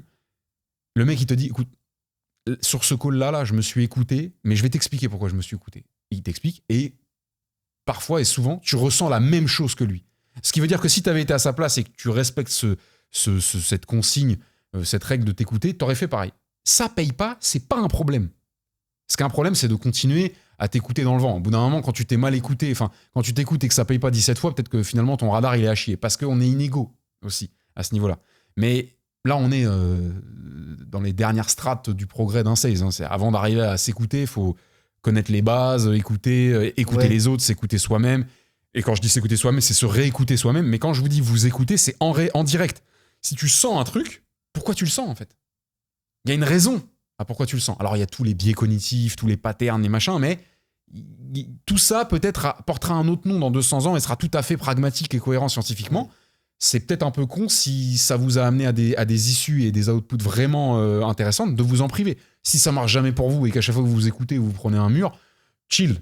Il y a d'autres armes, il y a d'autres leviers, ok ? Mais c'est un truc qu'on néglige énormément dans le sales. On croit que le sales, c'est il a dit ça, bouton A. Il a dit ça, bouton. C'est tout sauf ça, le sales. Mais c'est plus après apparenter l'instinct au next level. C'est de l'intuition. Tu vas pas généralement expliquer ça à un néophyte qui vient de rentrer. Non, mais c'est le pire que tu peux lui expliquer. Exact. Mais du coup, il faudrait déjà qu'il commence par le dur pour derrière imiter certains schémas d'après ses mentors pour qu'il puisse après ensuite trouver ses propres vérités et se reconnecter à son instinct. Mais après, moi, des personnes qui m'ont dit putain, ça, ouais, en vrai, là, mon instinct à chaque fois, il me trahit. Non, j'ai pas vraiment eu ce cas-là, tu vois. Quand tu me l'as dit, ça m'a étonné un peu parce que pour moi, l'instinct, c'est la vérité pure. C'est la science exacte, tu vois. Peu importe si tu les ressens vraiment, si tu ressens cette chose profondément, qu'elle provient de ton instinct, c'est la vérité. la raison principale pour laquelle on renie notre instinct à certains endroits, c'est la peur. Hein. Ouais. La peur de se tromper, d'être en décalage avec le groupe, de peut-être créer des conséquences aussi, parce que si votre instinct c'est d'aller mettre un coup de tête à votre prospect, c'est peut-être pas un bon instinct. Peut-être c'est mieux de pas le faire. Mais il y a des instincts neutres ou positifs, on les écoute pas en général parce qu'on a un peu peur du jugement, du ridicule, du regard, de la conséquence sociale que ça peut avoir. Donc on s'auto-censure notre instinct, mais une fois avoir le courage de le laisser sortir, ça peut vous vacciner contre ça, dire ah ouais en fait quand j'écoute mon instinct c'est pas mal. Pensez au radar que vous avez sur les gens. Moi je parle beaucoup de ça. Moi j'ai des gens dans mon entourage qui ont un radar très très fiable sur les gens. C'est-à-dire quand ils rencontrent quelqu'un, ils ont, sans avoir discuté d'informations profondes, ils ont un truc. Ça sert à rien de le formaliser, ça sert à rien de dire hey, lui j'ai l'impression que c'est un délinquant. Non, tu le gardes pour toi. Mais le fait de faire attention à ce radar-là, le jour où il y a une conséquence, il y a un fait, il y a un truc dans la vraie vie qui prouve ou qui infirme ce que tu avais comme instinct, comme radar, c'est intéressant de te rendre compte. Est-ce que tu es souvent juste ou est-ce que tu es souvent à côté de la plaque? Parce que si tu es souvent juste, donne-moi une bonne raison de ne pas utiliser ça à ton profit dans ton métier pour faire bien ton métier. Il n'y en a pas. Tu vois. T'as une arme, tu ne mérites pas de l'avoir. Enfin, tu n'as rien fait pour l'avoir. Tu l'as. Putain. Utilise-la. Tu vois. Surtout que ça ne peut pas faire de mal à qui que ce soit. En fait, j'ai encore d'autres questions. En fait, et là, on parle beaucoup B2B, et tant mieux parce que c'est quand même. Ah, tu trouves que c'est très B2B? Ok. Bah ouais, enfin au final, B2B, ça reste quand même des B2C qui. Non, mais j'avais pas l'impression qu'on avait une discussion spécifiquement B2B. Non, mais enfin, en tout cas, moi, dans l'intention des questions que je te pose, elles sont B2B dans le sens où. Allons sur du B2C. Non, mais justement, j'allais continuer dans le B2B 'Bah, pour comme te dire. Mais peut-être ton audience, elle est aussi intéressée par. Bah, du coup, par les deux, de toute façon. Il y en a pas beaucoup, hein, justement, des gros acteurs B2B sur le marché. Justement, là, dans ce que tu essayes de. Enfin, ce que tu as commencé à développer avec ta communauté, donc qui, rappelle-moi, s'appelle Raw. Sales, Sales. Raw pour les non-anglophones, vraiment. Raw, c'est même pas brut, c'est cru. C'est cru, ok. Là, tu vois, c'est genre l'entrecôte raw, elle est pas encore cuite. Il y a que les Cro-Magnons qui la mangent comme ça. Donc t'essayes tu organises une communauté, mais est-ce qu'elle a un ADN un peu axé spécifiquement B2C, spécifiquement B2B ou pas du tout? Alors ouais, non, pas du tout. Pourquoi? Parce que ce que j'ai appris moi dans le B2C, je l'ai appris extrêmement rapidement en infoproduit, parce que pour moi c'est plus corporate ou infoproduit. Parce qu'il y a aussi du B2B en infoproduit qui s'apparenterait pas du tout à du B2B en corporate, et inversement sur du B2C. Donc pour moi, la distinction de ce que je ressens, en tout cas sur mes expériences antérieures, c'est infoproduit corporate. Et après, la vraie question, c'est, moi j'ai eu 5 ans en corporate, voilà, ce savoir que j'ai engrangé, je vais pouvoir le transmettre de manière beaucoup plus digeste. Et par contre, ce que je suis encore en train de continuer d'apprendre, donc le B2C, ce qui est bien, c'est que c'est encore plus frais pour moi, du coup, pour transmettre les informations et du coup, de comment je vais pouvoir les faire implémenter pour les personnes que je coach, on va dire, c'est aussi plus digeste pour eux. Mais pour moi, faire la passation infoproduit, corporate infoproduit, elle a été compliquée pendant une semaine, dans le sens intense. C'est pas aussi simple qu'on ne le pense. Genre, moi, ça m'a vraiment pris une semaine, le temps de switcher de conversations qui étaient dites ultra rationnelles et relationnelles sur des grands comptes ou des outils où tu as plusieurs interférents et l'émotion n'a plus trop son grain de sel là-dedans. Où là, il faut vraiment aller à fond dans l'émotionnel. Et même au-delà de ça, en fait, il faut avoir une maîtrise interne qui est beaucoup plus développée. Donc, durant du coup ce switch corporate et infoproduit, j'ai appris à être encore plus exigeant envers moi-même, parce que je pouvais pas moi demander à quelqu'un d'aller ranger sa chambre si j'allais pas la ranger moi-même. Donc il y avait vraiment ce côté de non pas technique sales à proprement parler, où j'ai eu où j'ai développé certainement. C'est surtout sur la maîtrise interne et à quel point je me comportais. Bien évidemment qu'on entend tout ce qui est question de posture, mais en fait c'est d'adopter un certain schéma neuronal de l'entrepreneur type. Et parce que si moi je vends du B2C en transformationnel, je dois être comme son mentor au gars. Si je suis plus sur du B2B, je dois être plus comme son consultant. Donc c'est une posture qui est très différente aussi à avoir. Donc il y aurait une grosse partie B2B où ok, on va parler de du coup cold call plus profondément, parce que si le cold call pour moi il est efficace, le closing ça sera juste ça coulera de source, le closing, l'appel de découverte, et puis ensuite le potentiel R2 si on vient à voir que ses besoins sont spécifiques et qu'on peut du coup pallier à ces problématiques. Et puis après sur l'infoproduit, setting et closing. En tout cas ouais, c'est ça qui m'a profondément marqué sur le tu switches totalement sur la manière dont même tu te comportes et même de la manière dont tu abordes un call. En fait, dans l'idée, ça se rejoint, mais la perception, le prisme dans lequel tu vas voir les choses d'un certain spectre va être totalement différente. Parce qu'au final, les chemins, ils mènent au même endroit. C'est quoi le pattern qui fait qu'il est encore bloqué là-dedans, blabla, mais l'interprétation et puis l'abnégation et même la manière dont tu vas aborder l'appel, il va être totalement différent. Ouais, c'est pas la même danse, c'est sûr. Ouais. C'est pas la même danse. Après, pour l'instant, dans l'état actuel des deux disciplines, donc le pseudo-closing qui n'est que du sales, surtout à destination des infoproduits et donc du B2C en général, VS, du sales, mais plutôt corpo, comme tu dis. Nous, corpo, justement, dans le B2B, corpo, c'est des grands trucs. Tu vois. C'est genre, tu vends à McKinsey ou tu vends à BNP. Ce qui se fait très bien et en général, même plus facilement, sauf quand on parle de devoir être référencé, d'appel d'offres, de mes couilles, de machin. Mais c'est beaucoup plus facile de vendre à quelqu'un qui sait pas combien d'oseille il a, tellement il en a, qu'un pauvre entrepreneur qui vient de lancer son truc, qui a potentiellement un Chrome sur le dos, qui est pas sûr de faire son chiffre. Voilà, le type, si tu veux lui prendre une partie de tout ça, il faut que tu viennes avec des bonnes raisons. Mais dans l'état actuel des métiers, ce qui est important de souligner, c'est que c'est très dur ce que je veux dire, mais c'est important. Le B2B, c'est les professionnels. Le B2C, c'est les amateurs. Je parle pas de niveau. Oui. Je connais des amateurs en MMA, en JJB, en ce que tu veux, qui déboîtent certains professionnels, littéralement, ce que je te raconte. Et combien de gens n'ont pas voulu faire carrière dans certains sports et seraient les plus hauts professionnels s'ils le faisaient? Tu vois ce que je veux dire? Il y a toujours des mecs meilleurs que les meilleurs, mais qui sont en circulation. Exact. Voilà. Donc il faut pas entendre dans mon propos amateur professionnel. Mais il faut reconnaître un truc pour l'instant dans l'état actuel des choses, c'est que la manière dont a été pris la vente dans le B2B qui date d'il y a un certain temps, c'est pour ça qu'on a une impression quand on voit des sales B2B c'est plus vétéran, c'est plus tu vois, c'est comme comparer l'histoire de la France ou l'histoire de Dubaï, tu sens qu'on n'est pas sur la même maîtrise, tu vois. Pourtant les deux histoires ont une valeur. Parce qu'en fait ça fait longtemps que ça existe, que ça a été rodé et que ça a en plus été très théorisé par des très hauts esprits, des très hauts cerveaux start-up, je pense à tout le mouvement Lean Startup, à toute l'école de la Silicon Valley, tout ce qu'ont pu amener des mecs comme le fondateur de Salesforce qui a inventé la notion de business acumen, de machin. Ils se sont intéressés à comment on fait pour maximiser les taux qui sont intéressants en se basant sur ce que font les humains, comment ils le font et comment on découpe ou non leurs tâches. Mais c'est comme dans une armée, c'est comme dans une usine, tu vois. Là où dans l'infoproduit, qui c'est de toute façon organisé autour d'individus, autour d'identité, de personnalité, de brand, et surtout beaucoup à l'arrache et parfois même très underground. Je parle des racines de l'infoproduit, que ce soit français ou US, que tu veux.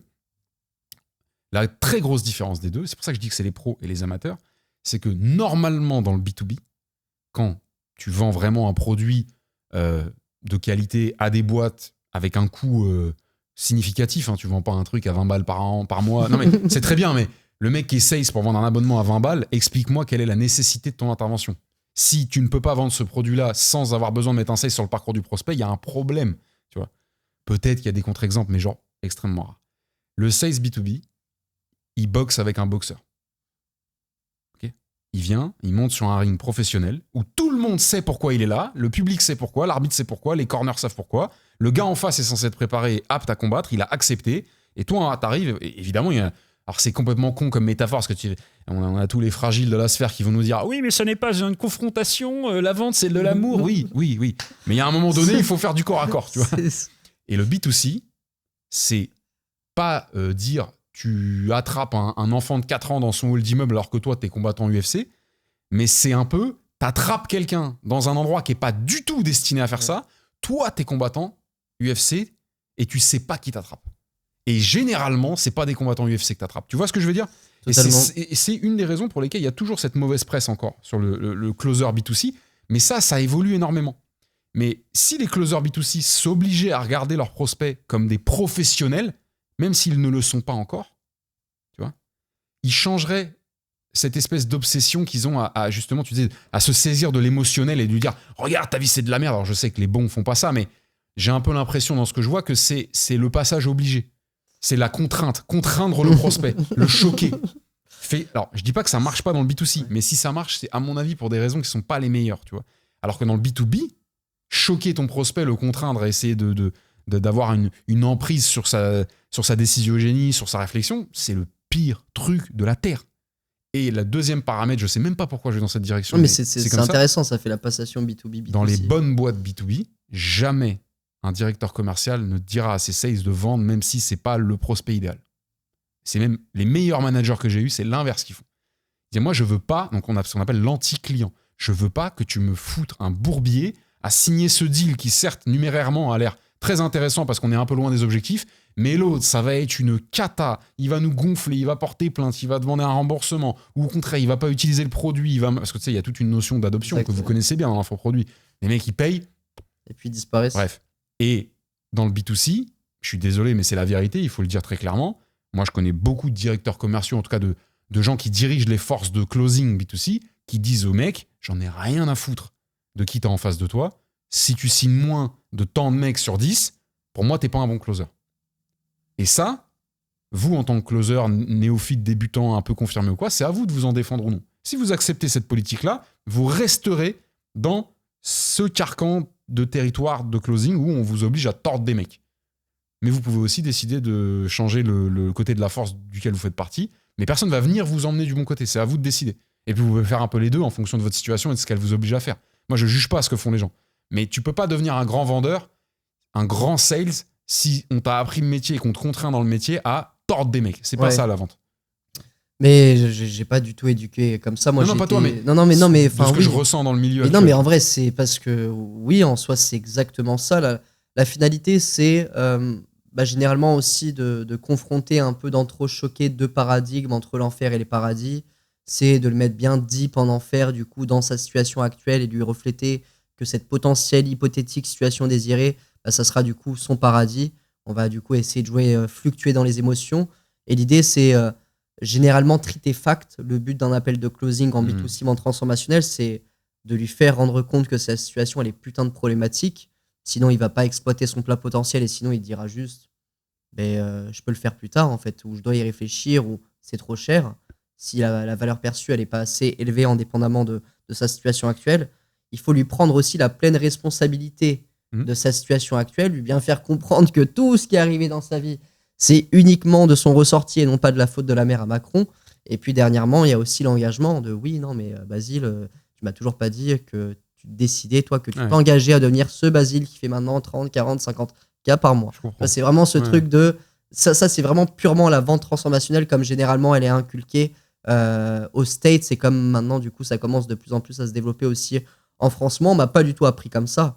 Moi, on m'a dit que la vente, c'était l'aide, c'était l'entraide, c'était l'amour, c'était limite la paix, c'était le fait de pouvoir changer. Moi, tu sais, j'étais matrixé, hein, je me disais, mais je peux changer des vies chez moi. Genre, je peux changer des vies, je peux, dans le sens où je peux apporter des solutions qui pallient à certaines problématiques, mais dans le sens aussi où je peux éveiller des schémas de pensée, éveiller des consciences, et je peux aussi alarmer, sensibiliser des personnes qui n'étaient pas du tout conscientes de leur situation actuelle, quoi, de leurs gros besoins sur certaines problématiques.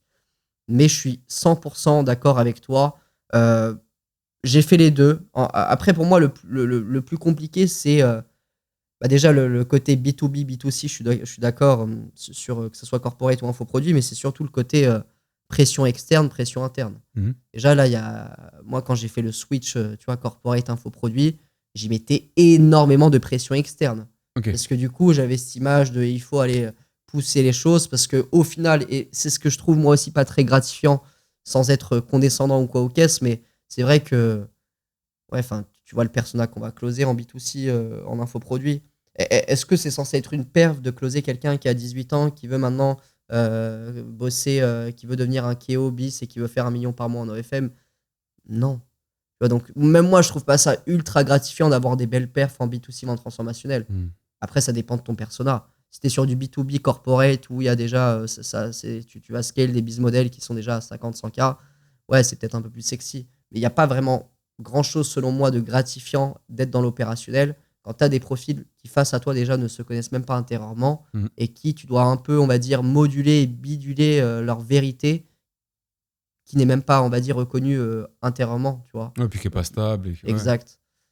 Donc, encore une fois, j'ai ouvert un tiroir, tu vois, je ne l'ai pas refermé. T'inquiète. Mais en tout cas, ce côté de, pression interne, pression externe, moi, c'est quelque chose qui m'a horrifié.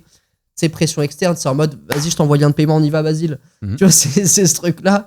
Pression interne, c'est OK, donc tu l'as bien fait bouillir en lui pour que tu l'as mis dans l'inconfort, etc. Et tout ce que tu m'expliquais.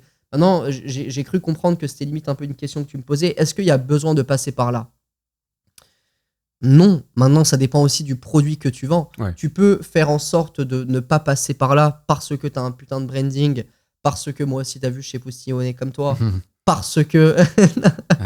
Non, mais oui, c'est important. Parce que, bah, je sais pas, t'as un bon process de nurturing, comme on appelle, tu vois, il y a toutes ces choses-là qui se rajoutent pour que, bah, en fait, à la fin, ça soit que de la collecte de paiement. Mais il y a aussi une question d'offre aussi, à quel point l'offre, elle est irrésistible pour que le souci, ça soit même plus le pourquoi on devrait bosser ensemble, mais plutôt le comment. Et donc là, on va gérer un peu la logistique et surtout bah, de pouvoir s'efforcer à donner encore plus de la confiance en ton prospect.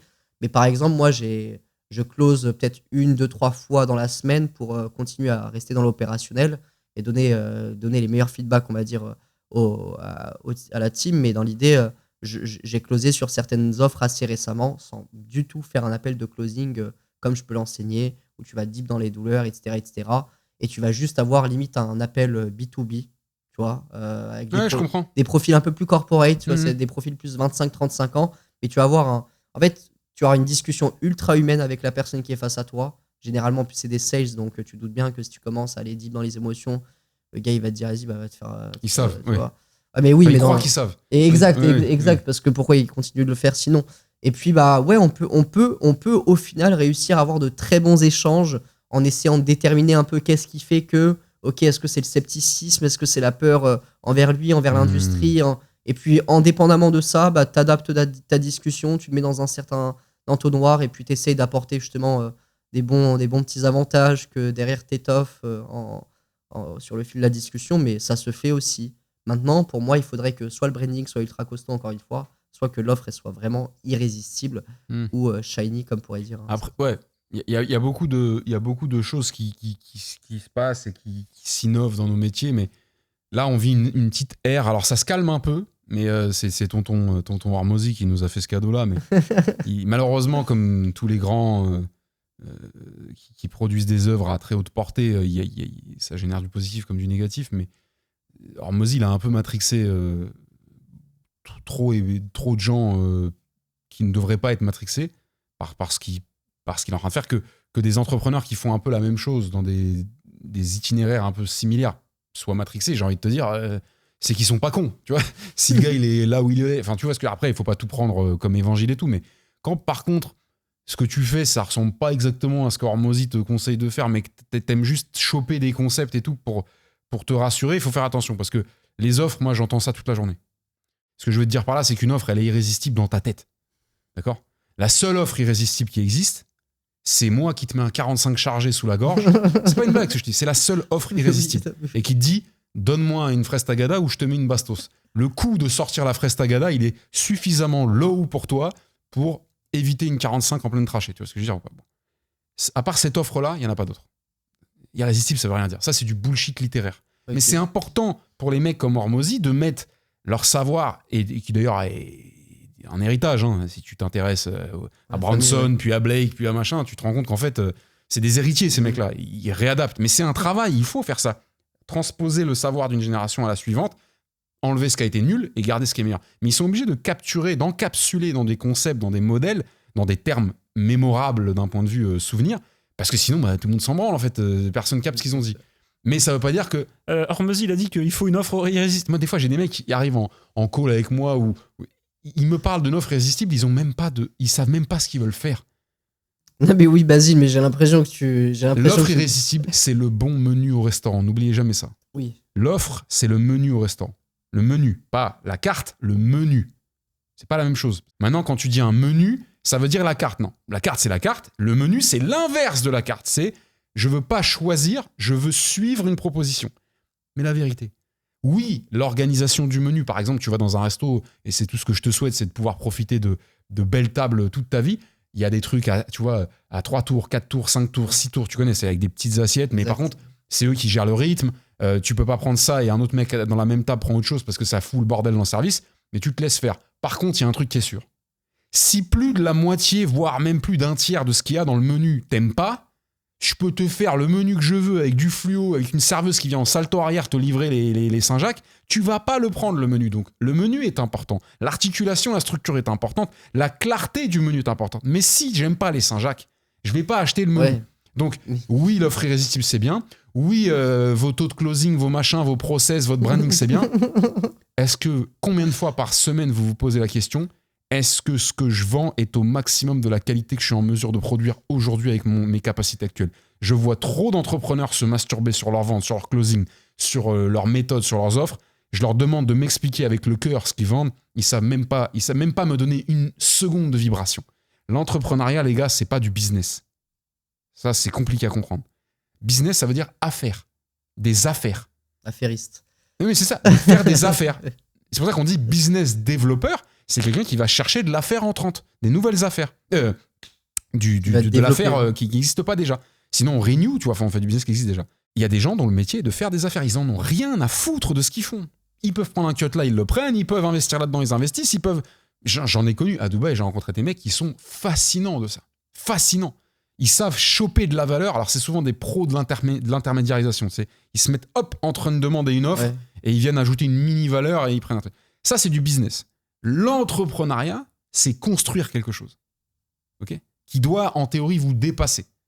Et en plus de ça, si vous réussissez, qui peut même finir par exister sans une trop haute implication de votre personne, et si possible même sans aucune, et qui aura toujours une valeur financière et qui sera un passif, en tout cas qui sera un actif et qui créera des passifs. Donc ça, c'est le grand plan. Mais il y a des gens qui pensent qu'être entrepreneur, c'est dire qu'ils vendent quelque chose. Non, mais les gars, qu'est-ce que vous voulez faire? Qui vous voulez aider? Quel problème vous voulez résoudre? À quel point vous n'arrivez pas à dormir quand vous n'avez pas réglé ce problème pour votre... Imaginez que votre meilleur pote là, que votre daronne là, que votre femme là, si vous arrivez à dormir sans l'avoir réglé, vous n'êtes pas entrepreneur, les gars. Sans trahir quoi que ce soit, j'ai vu l'état dans lequel tu es arrivé aussitôt au tournage ce matin. Je sais pourquoi tu te couches à ces heures-là, je sais ce que tu fais. Tu vois, un entrepreneur, il doit donner de sa personne, pas parce qu'il se force, mais parce qu'il est habité par la mission qui l'appelle à construire. Un truc qui peut totalement fail, hein, mais il le construit avec sincérité. Faire du business, c'est faire du business. Ils sont très reposés, les hommes d'affaires. Tu vois ce que je veux dire? Ils sont dans des spas, ils sont dans des hôtels, ils sont dans des halls, ils sont dans des cafés. Les entrepreneurs, ils sont au charbon. Ils sont dans leur coworking quand ils ont de l'oseille, et ils sont dans la cave de leur daronne quand ils démarrent. Tu vois. L'entrepreneur a une énorme fame parce que c'est le sacrifié. C'est celui qui se détruit pour construire. Tous les gens qui ne se détruisent pas pour faire un truc essayent de s'accaparer cette vertu et de dire qu'ils ont souffert quand même, mais ils ne souffrent pas quand même. Donc, choisissez bien votre camp, parce que vous ne ferez jamais autant d'oseille en business qu'en étant aligné avec le fait que vous faites que des affaires, et c'est votre truc, et vice-versa, pareil pour l'entrepreneuriat. Mais si vous faites croire que vous êtes entrepreneur, alors que tout ce que vous cherchez à faire, c'est prendre des cuts, c'est-à-dire capter de la valeur plutôt que d'en créer, okay, c'est très facile de capter de la valeur, enfin, c'est plus facile de capter que d'en créer, vous allez avoir un problème. À un moment donné, ça va se croiser, vous allez vous faire les ligaments, tu vois. Et j'ai jamais vu un mec qui prétend faire que des affaires alors qu'il est entrepreneur, par contre, tu vois, parce que c'est un peu bizarre. Voilà, j'ai fini mon coup de gueule. Mais c'est... Parce qu'en fait, de base, c'était... Avec vos offres irrésistibles. Ouais. C'est ce qu'on devrait faire. On devrait dire, on va proposer à Hamza de créer un événement mensuel où tous les trois, même on peut faire venir le Jet, parce qu'il me semble que vous avez charbonné avec le Jet récemment, exact. Qui est un de mes frérots et qui est une des légendes de notre métier. Il est où le Jet? Jet Day, voilà. Jet Day, de toute façon, on est un petit microcosme. Une tribu. 2 heures. Vous venez avec vos offres irrésistibles, il n'y en a pas une qui va passer la porte. Tu vois, pas parce qu'on va venir comme des trolls, mais parce que qu'est-ce que ça veut dire irrésistible? Non mais Basile, mais s'il te plaît, non mais oui, mais t'es là, tu me flingues. tu me flingues en fait. Et en plus, tu sais que je suis de ton côté. Et moi, je suis un peu comme, ok, Basile, ouais, ben ça. Solliciter le. Tu vois la manière dont j'ai habité mon propos? Ouais, non, mais tu crois que je me suis forcé? Non, bah non. La manière dont t'as habité le précédent, bah c'est un peu ça le sales. Si vous sentez que c'est pas ça votre quotidien, alors au début, laissez-vous le luxe d'apprendre. Mais au bout d'1 an, un peu moins, j'espère pour vous. Si quand vous y allez tous les jours en call, c'est pas un peu ça, je veux pas dire arrêtez ou quoi, mais posez-vous un peu des questions, parce que même pour vous, c'est peut-être pas le kiff. Après, attention, il y en a qui sont juste là pour ramener du pain sur la table des gamins et de la daronne, et il y a aucun sujet là-dessus, c'est ok. Mais si vous cherchez à vraiment trouver votre sweet spot et que vous sentez que tous les jours c'est un effort d'habiter vos propos comme là on vient de le faire, c'est peut-être que vous êtes soit pas dans la bonne verticale, donc la bonne industrie, soit pas dans le bon modèle de vente, soit tout simplement que c'est pas votre truc et que élever des chèvres ça serait peut-être plus aligné, quoi. Mais on a besoin de lait de chèvre, tu vois. Parce que j'ai l'impression que c'est un peu une revanche de on peut quand même closer sans aller dit dans les émotions. De base c'était ça avant même l'offre irrésistible. C'était c'est ce qui nous permet, pour nous en tout cas, de ce que j'ai ressenti sur le peu d'expérimentation en infoproduit, que c'est ce qui est beaucoup plus digeste pour du coup avoir un appel sans rentrer dit dans les émotions. En tout cas, c'est ce dont j'en ai pour l'instant encore une fois décelé. Mais ouais, je te mettrais bien en défi d'aller pas aller creuser deep dans les émotions. Parce que, ouais, enfin, ok. Non, mais dans le B2C, comme tu disais, dans le schéma transformationnel, en fait, il faut pas avoir un problème avec les émotions du tout. Il faut juste comprendre qu'elles ont une asymétrie de contrôle et de pouvoir. C'est-à-dire que quand vous arrivez à mettre la main dessus, parce que le prospect vous en a pas caché quoi que ce soit, ou parce que vous avez une finesse d'analyse et que vous l'avez chopé, rappelez-vous qu'il y a une asymétrie. C'est-à-dire qu'avec très peu d'efforts de votre côté, potentiellement sur des gens qui sont peut-être très réactifs aux émotions, vous allez avoir un impact qui va très fortement influencer les potentielles décisions in fine. Gardez ça en tête. C'est ça être éthique. Ça veut pas dire utilise pas les émotions. C'est juste, évidemment que c'est normal que dans ton taf, si tu sens que c'est le bon prospect pour le bon produit, pour le bon moment, tu t'assures que les émotions ne jouent pas contre cette équation-là. C'est ton job. Mais que tu te rends compte que c'est pas forcément le bon prospect, pas forcément sur le bon produit, pas forcément le bon, et que tu vas aller chercher des émotions parce que le pragmatique ne pourra pas convaincre pour aller tordre un mec et lui faire croire que t'es sa solution. Si t'es dans mon équipe, tu manges une balayette. Mais littéral, hein. Moi, je connais des dircos, des head of sales, ils peuvent démarrer des sales qui ont forcé une vente parce que c'est vraiment quelque chose de très... Dans le B2B, c'est vraiment grave. Hein. C'est vraiment un truc qui n'est pas du tout pris au... non, c'est pas bon. Parce que en fait, c'est parce que les gens n'ont jamais vu les conséquences de ça. Quand tu n'as jamais subi les conséquences d'une vente forcée, tu tombes bats les couilles de faire des ventes forcées, surtout si c'est pour un gars qui te paye en freelance. Quand tu as failli péter une boîte parce qu'il y a un client, ça s'est mal passé, suivi à une vente forcée, qu'on a fragilisé un forecast, qu'on a failli rater des objectifs, mais tu te rends compte des conséquences que ça a? Parce qu'un sales a voulu se la jouer Jordan Belfort, alors que ça fait 3 ans que ses fondateurs, potentiellement, ils s'arrachent leur mort à essayer de monter... Tu vois ce que je veux dire? Donc, on n'est pas des Jedi, même si j'ai dit moi-même, comme un trimard, Jedi tout à l'heure dans l'expression, on n'a pas de super pouvoir, on n'a pas de responsabilité divine, on est des aidants. On est des gens qui clarifient les choses, et libre à nous d'utiliser des armes psychologiques, non pas à l'encontre de notre prospect, mais en protection d'une équation saine qu'on aura constatée. Et de toute façon, des dark force, il y en aura, des gens qui sont dans le côté obscur, il y en aura toujours. Mais c'est pas pour autant qu'il faut leur ressembler. Sauf si vous le souhaitez. Si vous le souhaitez, moi, on n'est pas vos darons.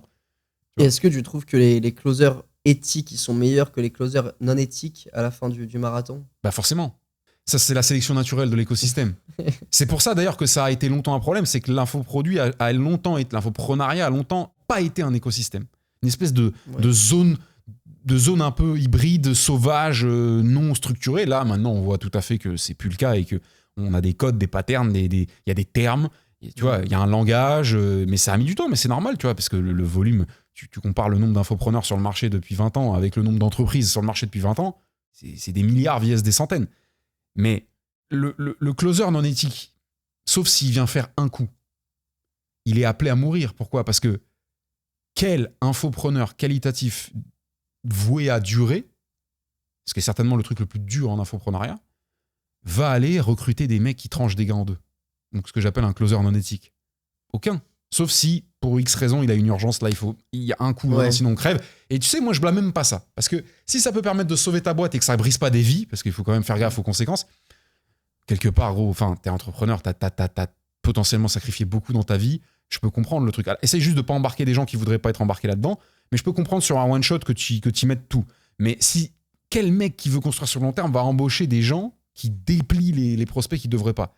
Personne. Donc tu vas peut-être trouver un con naïf qui va te laisser bosser, un autre moins regardant, voire tout aussi non éthique que toi qui va te laisser bosser, mais au bout d'un moment, soit tu tournes qu'avec parce que ça c'est les verrues du système, ça peut pas être les meilleurs. Les meilleurs, c'est ceux dont on a déjà cité les noms, qu'on connaît tous, et quand tu t'assois avec eux, que tu les écoutes, que tu parles à leurs clients ou quoi, t'as pas l'impression qu'il y a qui que ce soit qui s'est fait dans l'histoire, entre guillemets, tu vois. Parfois, il y a des loupés, il y a des machins, mais il y a des loupés avec Goldman Sachs aussi, hein, t'inquiète pas, tu vois ce que je veux dire, c'est que tout ne se passe pas dans le meilleur des mondes tout le temps, même chez les gens éthiques, mais l'intention est éthique. Et si t'es éthique, pour moi, tu trouveras éthique et bon, tu trouveras toujours du taf. Mais moi, de comment je l'ai ressenti profondément, parce que tu vois, il y a des choses que toi t'expliques que moi, j'ai pas vraiment vécu. Ouais. Ce truc vraiment ultra corpo, il faut rentrer dans les cases, moi, justement, on m'efforçait à même sortir des cases. Au départ, j'appelais pas avec mon nom et prénom, j'appelais avec un faux nom, un faux prénom, parce que tu sais, on était vraiment en mode fantôme, shadow, etc.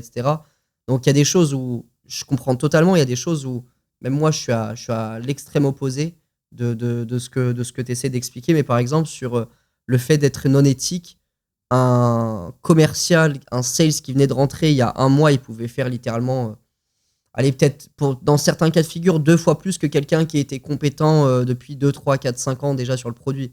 Donc il y a le fait déjà de bosser de manière non éthique, il faut même bosser 2 fois plus de manière éthique pour toucher autant que de manière non éthique si tu bossais simplement. Et puis au-delà de ça, tu vois, il y a ce truc. Non, mais Non, mais je suis tellement d'accord. Mais il y a une manière de résoudre ce truc-là définitivement en une seule phrase. Si quand tu closes de manière non éthique, ça te pose pas de problème, t'es juste un closer non éthique. T'emmerdes pas à essayer d'être éthique. Si quand tu closes de manière non éthique, ça te pose un problème, t'es un closer éthique. Si tu veux vivre longtemps et à peu près épanoui, sois éthique même si c'est plus long. Tu vois. Mais je te promets que moi, j'ai quand même l'impression que quand tu restes dans la partie, on va dire, éthique, où tu fais les choses avec le cœur, parce que de toute façon, si tu le fais pour le prospect, tu le fais avant toi, pour toi, avant tout pour toi. Mais c'est plus dans le sens où mais le closer, le sales éthique, il s'essore avec le temps. Genre, c'est au bout de 10 ans, parce que... Ah oui, 10 ans, oui. Non, 10 ans, il est essoré. Normalement, il est plus là. Mais... Okay. Non, mais dans le sens où même les discussions qu'il va avoir, même le follow-up, même la newsletter qui va... Toutes ces choses-là, elles vont avoir une emprise mentale qui sera beaucoup plus, on va dire, développée que si la personne elle faisait les choses dans la non-éthicité, où elle en a rien à foutre de son prospect, et que derrière, elle continue à cotiser 300, 400, 500 balles par mois, et que derrière, du coup, il y a eu un fonds qui est pas performant et qu'il faut changer l'allocation et partir sur quelque chose de conservateur. Tu vois, tout ça, il n'y a pas, en fait. Je comprends. Il y a un truc qui peut facilement, malheureusement, déclencher ou amplifier l'attraction vers le non-éthique, surtout dans le closing, c'est que dans le B2B, il y a quand même un truc qui est une sorte de garde-fou intellectuel pour les sales, c'est qu'on sait qu'avant tout, ce qu'on vient essayer de choper chez le prospect qui serait qualifié tout, c'est l'argent pour la boîte. Ouais. Et les conséquences d'un plan de REM, d'une fiche de paye, d'un machin, d'un truc qui sera peut-être payé dans un an ou quoi, fait un variable et un fixe qui donne un salaire. Mais le sales B2B, il pense surtout aux chiffres de la boîte avant tout. Mais c'est pas parce qu'il est chevaleresque par rapport à un closer, c'est parce que c'est comme ça qu'on raisonne de manière en forecastant pour les boîtes. Dans les unités sales des entreprises, on pense en chiffre d'affaires pour la boîte et ensuite en marge quand on est dans une boîte très sérieuse qui comprend que rentrer de l'oseille c'est bien, mais si on n'en gagne pas, ça sert à rien. Là où le closer, je te dis pas qu'il pense pas à l'argent qui rentre, mais de toute façon, j'ai envie de te dire un truc, c'est que le but du jeu, c'est qu'il y en ait le plus possible qui rentre, et ce à quoi ils pensent beaucoup, en tout cas, je veux pas généraliser, mais les closers que je connais, ils pensent surtout à leur cut. Ils voient leur cut quand ils voient un prospect. Ce que ne verra jamais un sales B2B au départ d'un cycle. C'est tellement complexe, le B2B, dans la plupart des produits, tellement long. Si dès que tu as un prospect que tu rencontres, tu vois ta potentielle commission sur le potentiel. Et puis surtout, c'est hyper... alors, il y a des boîtes qui n'ont qu'un seul produit, mais souvent, dans un cycle complexe B2B, tu sais pas à quoi ça va ressembler à la fin, le deal. Tu as une idée, mais ça peut être 12 comme ça peut être 200 cas.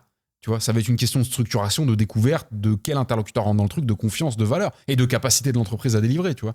Donc, quand tu vois le gars passer, t'espères juste que ce soit déjà quelqu'un avec qui on va faire quelque chose, mais tu vois pas un billet, tu vois. Là où dans le closing, ça peut être, tu vois, vas-y, j'ai besoin de closer pendant 10 jours parce que je viens de faire un très gros webinaire, il faut tabasser les listes de leads. Et il me faut le mec qui fait ça, il est pas là pour gagner un peu d'oseille. Il est là pour rentrer le plus de deals possible. Donc les closers qu'il fait venir, il leur dit tu me closes tout ce que tu peux. Et sinon, tu manges pas. Et il y a aussi ce truc-là. Il y a aussi ce truc de si tu vends pas, tu manges pas, qui est une incentive au tranchage pour moi. C'est-à-dire que ne pas rémunérer le travail de quelqu'un si jamais la vente ne se fait pas, alors qu'il est possible que dans la liste de prospects qu'on lui présente, il y ait des prospects qui ne soient pas qualifiés, pour moi, est une part de privation d'éthique potentielle pour quelqu'un qui serait un peu faible dans son mental et qui renoncerait à son éthique et à sa discipline. Tu vois. Il y a personne sur le marché, je crois, personne sur le marché rémunère au-delà de la commission. En info. Ouais. Ah oui, en info, bien sûr. Bah non. Bah, je sais pas, peut-être. Mais je peux te jurer que si demain, il y a un infopreneur qui prenait le parti de tenter sur une business unit ou sur un délai alors par contre, il faut aller choper du vétéran. Il faut aller choper des mecs qui sont dangereux en sales, tu vois. De leur donner un fixe et de voir... Et évidemment un variable, hein. Il faut toujours variabiliser un commercial, et de voir le delta que ça a pu causer en chiffre d'affaires et en qualité LTV potentiel du truc. Après, un infoproduit où le mec il va en one shot et de toute façon dans 3, 4 mois, 6 mois, 1 an, potentiellement c'est plus la même chose, c'est plus la même boîte où il est plus là, on raisonne en coût. On raisonne en vas-y, on fait un coût. Une boîte, elle est là, le but d'une entreprise, d'une startup, d'une PME, c'est non seulement de durer et de se valoriser dans le temps pour potentiellement être absorbé par une autre entité, ce qui n'est pas du tout le truc d'un infopreneur. Tu vois. Ouais, il faut du cash flow, ouais. Donc c'est normal qu'il y ait des différences, et de comportement et d'usage. C'est parce qu'on n'est pas dans les mêmes industries. Mais petit à petit, comme je le disais il y a quelques jours en tournant avec un autre infopreneur que tu connais peut-être, Mehdi Porchet, les marchés ont tendance à commencer à se rapprocher, quoi. Ouais. Les tendances, le marché, les usages, les réflexes, les patterns. Et je trouve ça bien. Mais que ça soit même corporate infoproduit et même dans le monde de l'infoproduit, tu vois, par exemple, je vais redire son nom, mais Mathis Clouet, maintenant, il est beaucoup moins dans son coin. Ouais. Maintenant, il est beaucoup plus dans la masse. Pareil pour Hamza, etc. Ils sont un peu plus dans une masse qui est beaucoup moins limitée par des frontières qui étaient avant très distinctes et qui maintenant sont beaucoup plus estompées. Hamza, je travaille beaucoup avec lui. Mais c'est mon ami d'enfance, mais ouais. Oui, non, mais au-delà, ouais, je savais même pas, mais encore mieux. Mais au-delà d'être son pote d'enfance, actuellement, tu travailles encore. Sur la partie, on va dire, sales, sur son pôle sales. Parce que lui, on est d'accord qu'on cite des noms un peu depuis tout à l'heure, et pour ceux qui n'ont pas cette culture, entre guillemets, là, ne nous en voulez pas, c'est juste que nous, c'est des gens qui font partie de nos conversations. On est d'accord que Hamza et Mathis vendent pas du tout la même chose, ou c'est moi qui. Hamza, il est plus à l'entrée, à l'ignition, ou c'est moi qui comprends mal le. Hamza, généralement, il est là pour prendre les personnes, pour les pousser de 0 à 10. Oui, ça. L'ignition, pour moi, c'est 0,1 ou 0,10, t'appelles ça comme tu veux. Après, il a aussi des prospects qui va pousser de 20 à 50, etc. Mais la finalité, en tout cas, et c'est juste intéressant que je rebondisse là-dessus, c'est peu importe les systèmes, les process, parce qu'il y a des élèves qui sont satisfaits chez Hamza, il y en a qui sont satisfaits chez Mika. Mika Wu, c'est encore un autre. Wu, ouais. Il y en a qui sont satisfaits chez Mathis, peu importe, mais il y a bien un dénominateur commun qui fait que les personnes elles réussissent, que ça soit chez Hamza, que ça soit chez Mika ou chez Mathis. Parce qu'il y a aussi un dénominateur commun des personnes qui font qu'ils ne réussissent pas. Donc la question, elle revient de manière un peu plus deep maintenant. Jusqu'à maintenant, c'était beaucoup la question de comment on va gérer l'acquisition, comment on va gérer un pôle sales. Je parle même pas d'Hamza, mais je parle dans le monde de l'infoproduit, on va dire au plus global. Parce que là, il y a beaucoup plus maintenant de personnes qui sont dites aware, qui sont un peu plus conscientes et qui sont plus maintenant, on va dire... plus d'éveil. Qui ont plus d'éveil, mais bon, il faudrait qu'ils soient dans une échelle de conscience qui soit quand même assez élevée, sinon c'est pas non plus... s'ils arrivent et qu'il y a tout à faire, ton job c'est c'est d'être meilleur pote avec le gars pendant 3 ans avant de... Mais il n'y avait pas vraiment ce bottleneck, ce goulot d'étranglement, on va parler plus corporate dans l'infoproduit sur la partie delivery.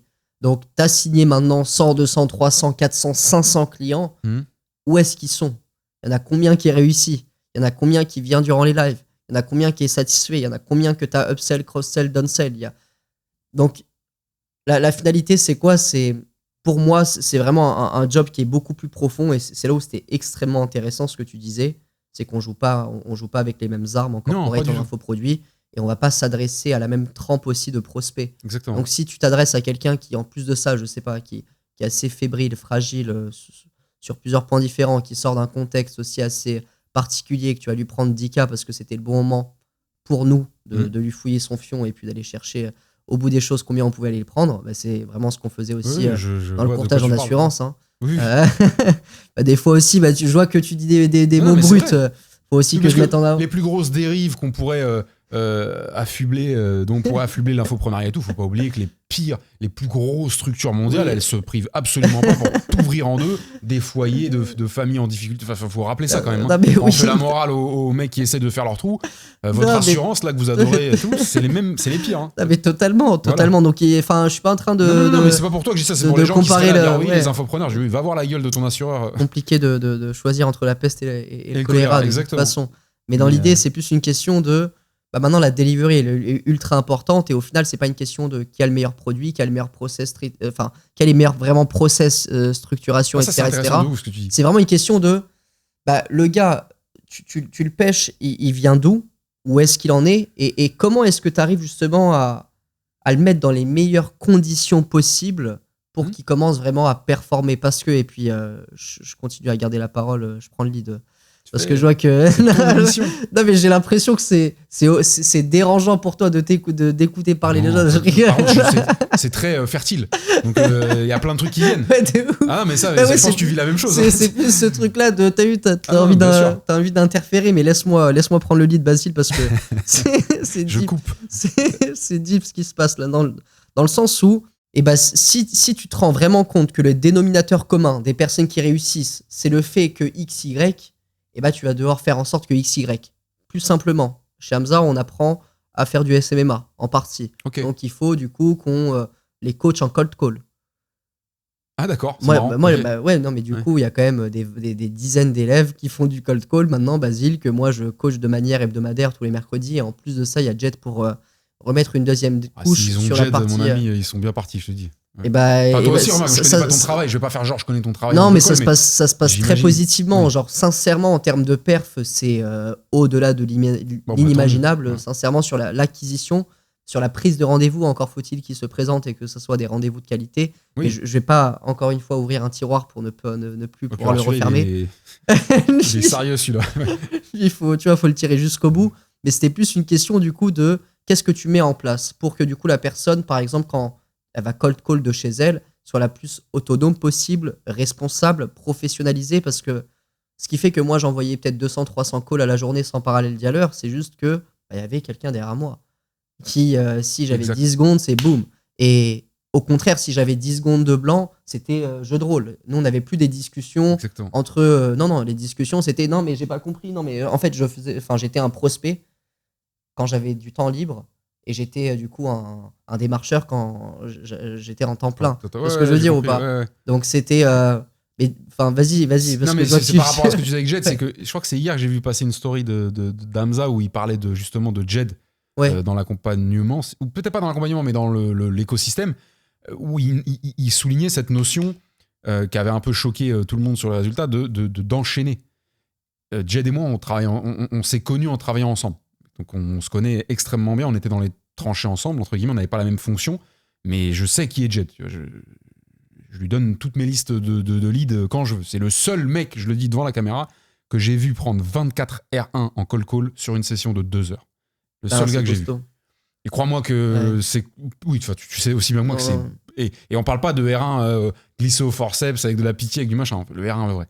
Ça, c'était pour le mettre dans la sauce et que tout le monde l'appelle maintenant, mais... Exact. Voilà. Donc, moi, quand j'ai commencé à travailler avec Jed, j'ai imposé à Jed et aux autres qui travaillaient dans ce petit commando de call que j'ai appelé pour une mission très spécifique d'une boîte de mes potes qui s'appelait Scalesia, dans laquelle je travaillais à l'époque.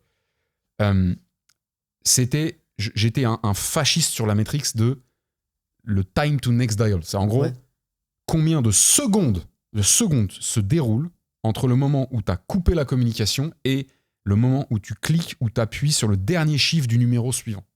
Si tu dépasses 30 secondes, tu te fous de ma gueule, tu te fous de la gueule de ta session de call et tu es en train de complètement diluer l'effort.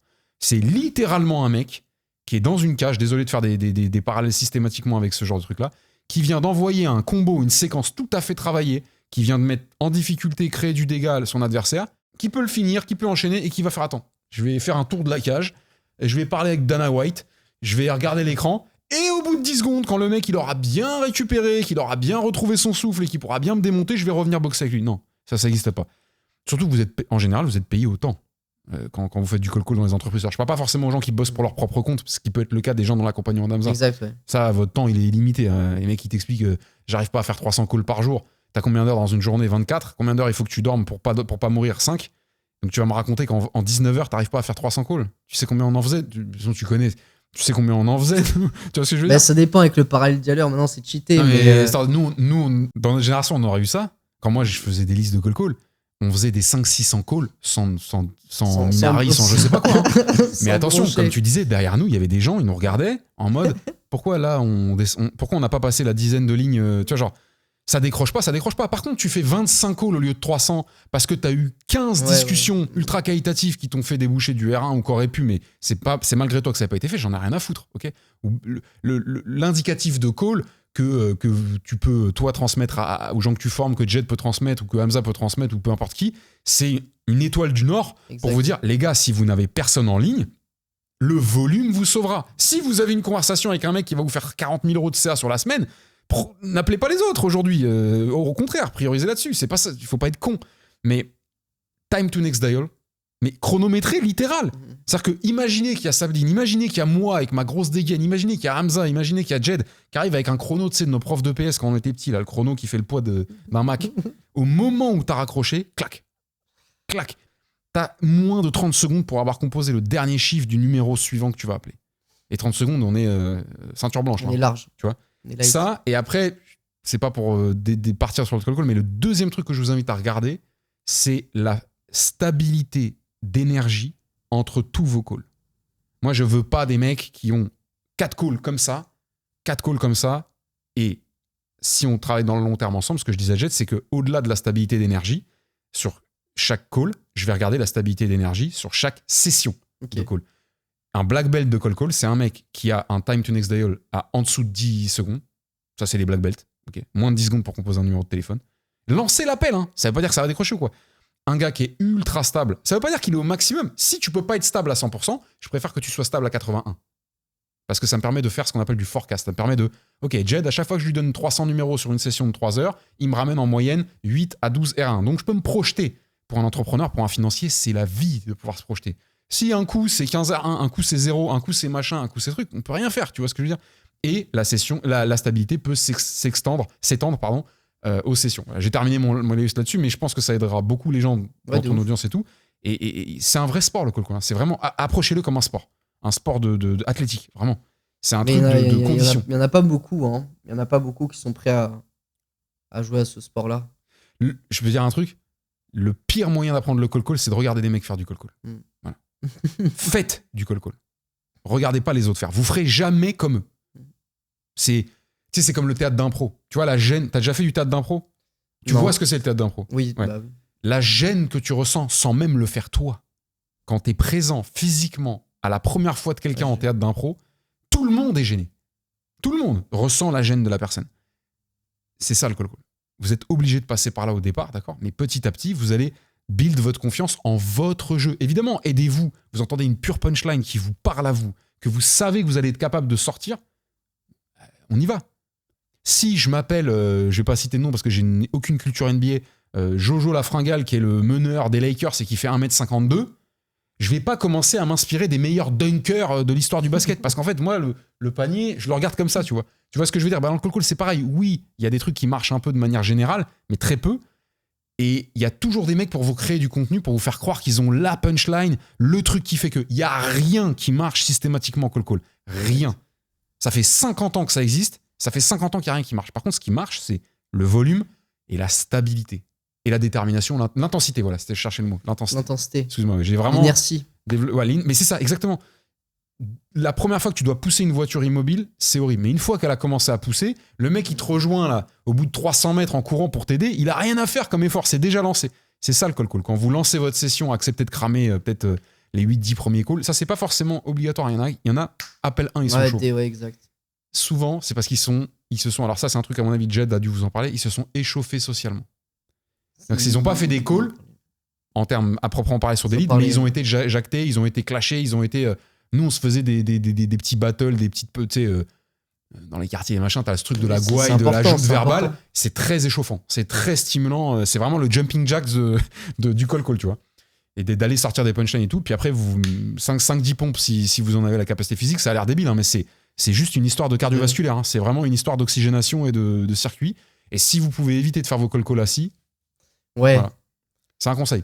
Ok, bah ouais, nous c'était pas autant processisé. Quand je te dis que moi c'était très folklorique, hein, mais genre. Ouais.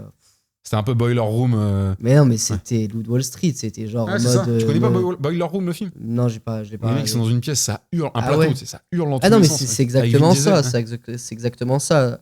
8h30, 9h, t'étais pas à l'abri que tu sois au premier shot de Martin, là, t'as l'autre à côté, tu vois, c'était vraiment la folkloritude totale, quoi. C'était des jeunes qui étaient en France et qui goûtaient au rêve à l'Eldorado suisse en vendant des produits financiers.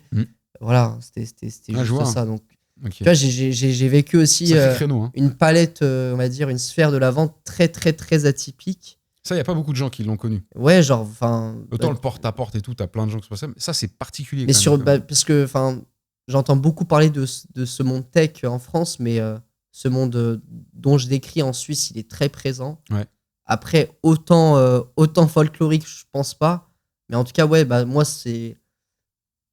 moi, ça me fait grave kiffer en fait de juste me rendre compte que j'ai eu des expériences qui étaient différentes et dans le sens où certainement ce qui fait ta différenciation et ta qualité, en tout cas ce que semblent apprécier les gens qui t'écoutent. Tant mieux. Ce qui semble. T'avais parlé juste parce que on avait des petites questions. Il y a 5 minutes chrono, on va voir si on est bon. Est-ce qu'on est des timekeepers ou pas? On pourra au pire des cas, t'avais juste parlé de, tu sais, j'ai entendu business unit et blablabla, et même hier soir tu m'avais écrit. Et au final, tu sais quoi, on peut même prendre 5 minutes si tu veux, soit pour répondre aux questions, soit pour parler de ce truc de force spéciale. Est-ce que tu avais quelque chose à dire là pendant le podcast ou tu voulais du coup garder ça pour après?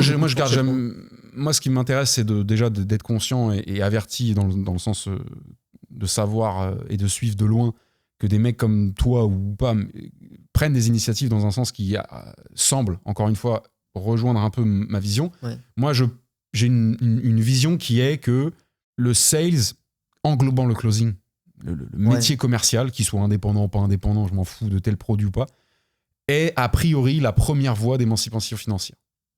Pour une raison scientifique, enfin pas scientifique, mais pour une raison d'une logique implacable, c'est que a priori, la voie la plus rapide vers l'émancipation financière, autre que le loto, autre que l'héritage, c'est l'entrepreneuriat.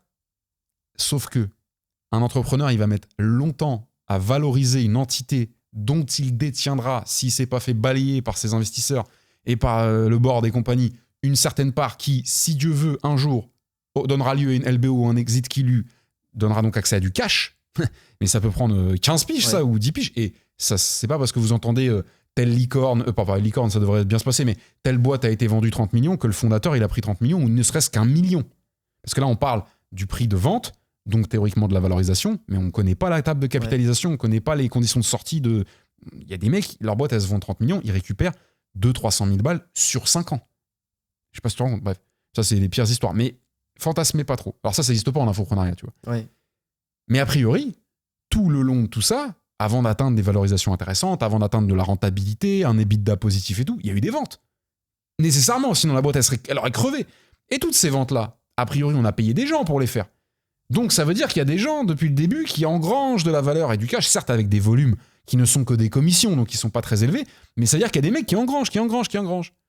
Donc en théorie, le sales devient riche avant l'entrepreneur. Pas autant, théoriquement, à l'issue du jeu, mais normalement, il engrange de la valeur plus vite. Sauf que dans la réalité, quel sales tu connais qui a fait fortune par le sales? Avant son fondateur, avant les boîtes. C'est une question à la con, c'est une question qui amène un exercice de pensée, mais j'aimerais, si un jour ça peut s'approcher de cette carte postale-là où, pour les forces spéciales, pour les sales qui ont un truc en eux, qui ont cette espèce de revanche, mais qui ont aussi la déontologie, l'éthique, la bienveillance et surtout l'envie de se faire mal, hein, parce que le mec, il vient juste faire ce qu'il sait faire et qui n'a pas envie de progresser, qui n'a pas envie d'apprendre et déguiser. Moi, tu m'intéresses très peu. Bah, j'aimerais bien que ces mecs-là puissent taper 1 million en quelques années de travail, qu'ils puissent taper 10 millions en quelques années de travail. Pour moi, il n'y a aucune aberration à dire ça. Et évidemment, celui qui veut grinder encore 10 fois plus, qu'il aille encore plus haut. Et à l'heure actuelle, c'est inexistant en France. Aux US, en Israël, en Asie, je connais, pas forcément de très près, mais je connais des gens qui sont blindés et qui n'ont fait rien d'autre dans leur vie que de vendre. Je ne parle pas d'être intermédiaire sur un deal, hein. Je te parle d'être le sales du truc. Tu vois. Forcément, quand tu vends des yachts à 54 millions et que tu prends 0,3%, le 0,3%, il démonte toutes tes coms variables de 20% que tu avais dans tes petits SaaS tech. Bref, j'ai fini mon laïus là-dessus. Pourquoi je parle de ça ? Je te posais la question de force spéciale. Ouais. Et donc, moi, là, j'aimerais commencer à réfléchir à des manières de former les forces spéciales. Alors, pas de former, parce que tu formes pas des forces spéciales. Tu les trouves et tu les rends viables. Tu vois, c'est ce qu'on disait au début de est-ce qu'il faut recruter des top performers ou est-ce qu'il faut recruter des gens que tu vas du coup un peu former ou déformer dans le bon sens du terme. Bah, je pense qu'il faut chercher un peu ça, de trouver des gens qui ont un énorme potentiel mais qui sont pas forcément déjà des black belts prononcés, et par contre de les mettre dans un carcan éducationnel sur ce métier qui va les mener tout de suite au niveau d'exigence maximale et donc leur donner une opportunité d'atteindre ces forces spéciales, parce que ça peut pas être que de ton fait, c'est surtout le fait du client. Voilà. Et toi, c'est un peu ce que... Mais il faut de toute façon réagir à la réalité du marché. Et qu'est-ce qu'il me demande ? Parce que moi, c'est compliqué. Je parle de cold call, je parle de setting, je parle de closing, je parle B2B, je parle B2C, mais je fais tout et je fais rien à la fois. Enfin, il y a encore même pas si longtemps que ça. Enfin, moi, je commercialise aucun produit, je ne vends rien, je me fais simplement acheter quand il y a des personnes qui ont besoin de mes potentiels services en tant que head of sales ou alors responsable commercial, parce que je sais qu'il y a une grosse communauté corpo LinkedIn et je suis pas encore trop acclimaté à ce milieu-là, mais tu m'expliqueras, j'ai vu que tu fais des coups de gueule aussi de temps en temps, tu m'expliqueras de manière un peu plus approfondie. Ouais, c'est ce truc de... Enfin, il y a des personnes qui viennent vers moi et qui me disent mais moi, il me faut 10, 20, 30 tueurs sur un challenge, sur un projet, et puis on y va tous ensemble, et on va faire des gars, et puis quand on repart, on repart. Donc... Et oubliez pas, je pense qu'il malheureusement on va être pris par le temps, et ça va nous obliger à faire un autre épisode un jour, mais n'oubliez pas que tous les sales, tous les closers ne sont pas forcément les meilleurs à vendre n'importe quoi. Exact. Enfin, n'importe quoi dans le sens, ils vont être excellents sur un type de produit ou un type de persona. C'est le persona le plus important. Exact. Alors, c'est peut-être moins significatif dans le B2C, mais je ne saurais pas dire. Dans le B2C, alors, c'est hyper significatif. Alors, B2B, t'as dit B2C. B2B, tu vends au RH. Si t'aimes pas les RH, mon ami, ça va être très compliqué. Non, B2C, c'est exactement ça. On n'apprend pas à vendre selon une niche, mais on apprend à vendre selon un persona. Ah ouais. Et donc, parfois, vous avez un sales qui n'est pas forcément une étincelle, mais il suffit de le laisser se déplacer ou de le déplacer vous, et ça va devenir potentiellement un monstre. Donc, et inversement. Et inversement, tout à fait. Bougez pas un mec qui est excellent dans une zone pour qu'il devienne un moyen dans l'autre, quoi. Enfin, en tout cas, si vous vous en rendez compte, n'hésitez pas à rétro-pédaler, ce ne sera pas de la stupidité. Ce sera de l'intelligence et du feedback. Okay, bah... On n'a pas pu répondre aux questions. Mais non, mais c'est pas dramatique. Qui m'a demandé de te poser une question.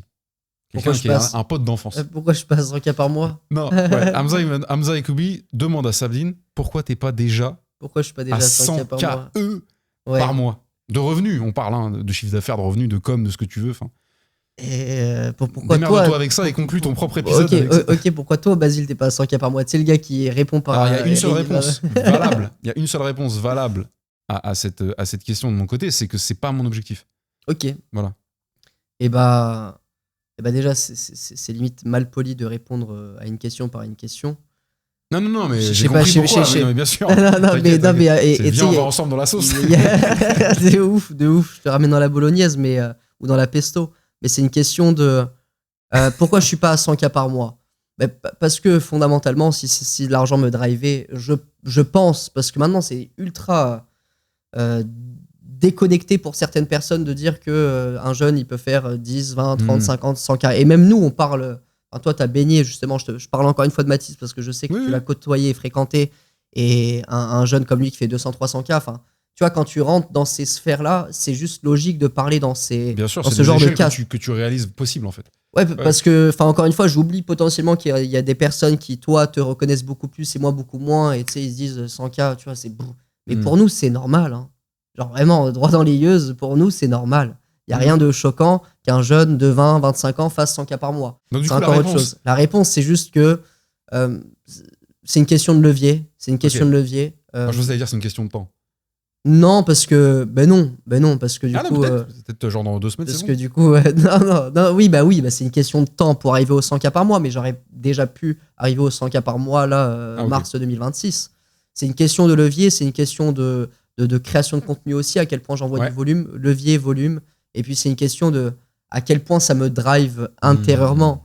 Tu vois, est-ce que faire 100K par mois, c'est un goal fini durant cette année? Oui, parce que pour moi, je verrais à la limite ça comme un échec. Mais est-ce que c'est ce qui me transcenderait le plus profondément? Non, très certainement que d'aller au Mali ou quoi ou qu'est-ce, d'aller justement acheter des terrains, de rendre la terre fertile pour le coup, pour que des personnes puissent en profiter et que ça soit du quad vitam aeternam pour eux. Ça me driverait beaucoup plus durant cette année 2026 et j'ai pour ambition de le faire. Mais ouais, c'est une question de volume, de qu'est-ce que je veux au plus profond. Et du coup, si je veux pas 100K par mois, je vais pas les attirer. Tu resteras à 99. Exact. Basile, merci extrêmement. On va faire comme les jeunes. Merci extrêmement en tout cas. Avec grand plaisir. Pour cette opportunité, on va dire, dans le sens où tu m'as accordé quasiment 2 heures de consulting. Et j'ai énormément appris. Pour le temps, on a un peu débordé. J'ai énormément appris et puis de toute façon, c'est marrant, c'est écrit 1, 2, 3, 4. Midi 34. Là, il y a des signes, tu vois. Là, ça n'est que partie remise, Basile. Il y aura une suite, c'est obligatoire. Et puis, on amènera des coquins du game avec nous. Ça peut être plus drôle et tu vois, ça me laissera aussi moi le temps de déjà être plus réveillé la prochaine fois. Plus énergique, un meilleur maillot. Et puis merci pour franchement, tu m'as grave respecté. Avec grand plaisir. C'est toi qui as prévu pour la salle, c'est toi qui à trouver l'adresse, toi qui t'es déplacé aussi. Toi qui on est chez des amis, on va pas faire semblant. On est chez des gens que je connais bien, donc c'était facile pour moi. Ouais. Tu t'es déplacé de loin, je trouve que c'est un effort suffisant. Et ça n'est que partie remise. À la prochaine. On fera ce vrai clash closer sales. Oui, on les a va se douillés. faire foutre. De toute façon, c'est closer, faut le dire une bonne fois pour toutes. À la prochaine. À la prochaine. Salut C'est bon. tout le monde. Merci Basile, merci. Merci beaucoup.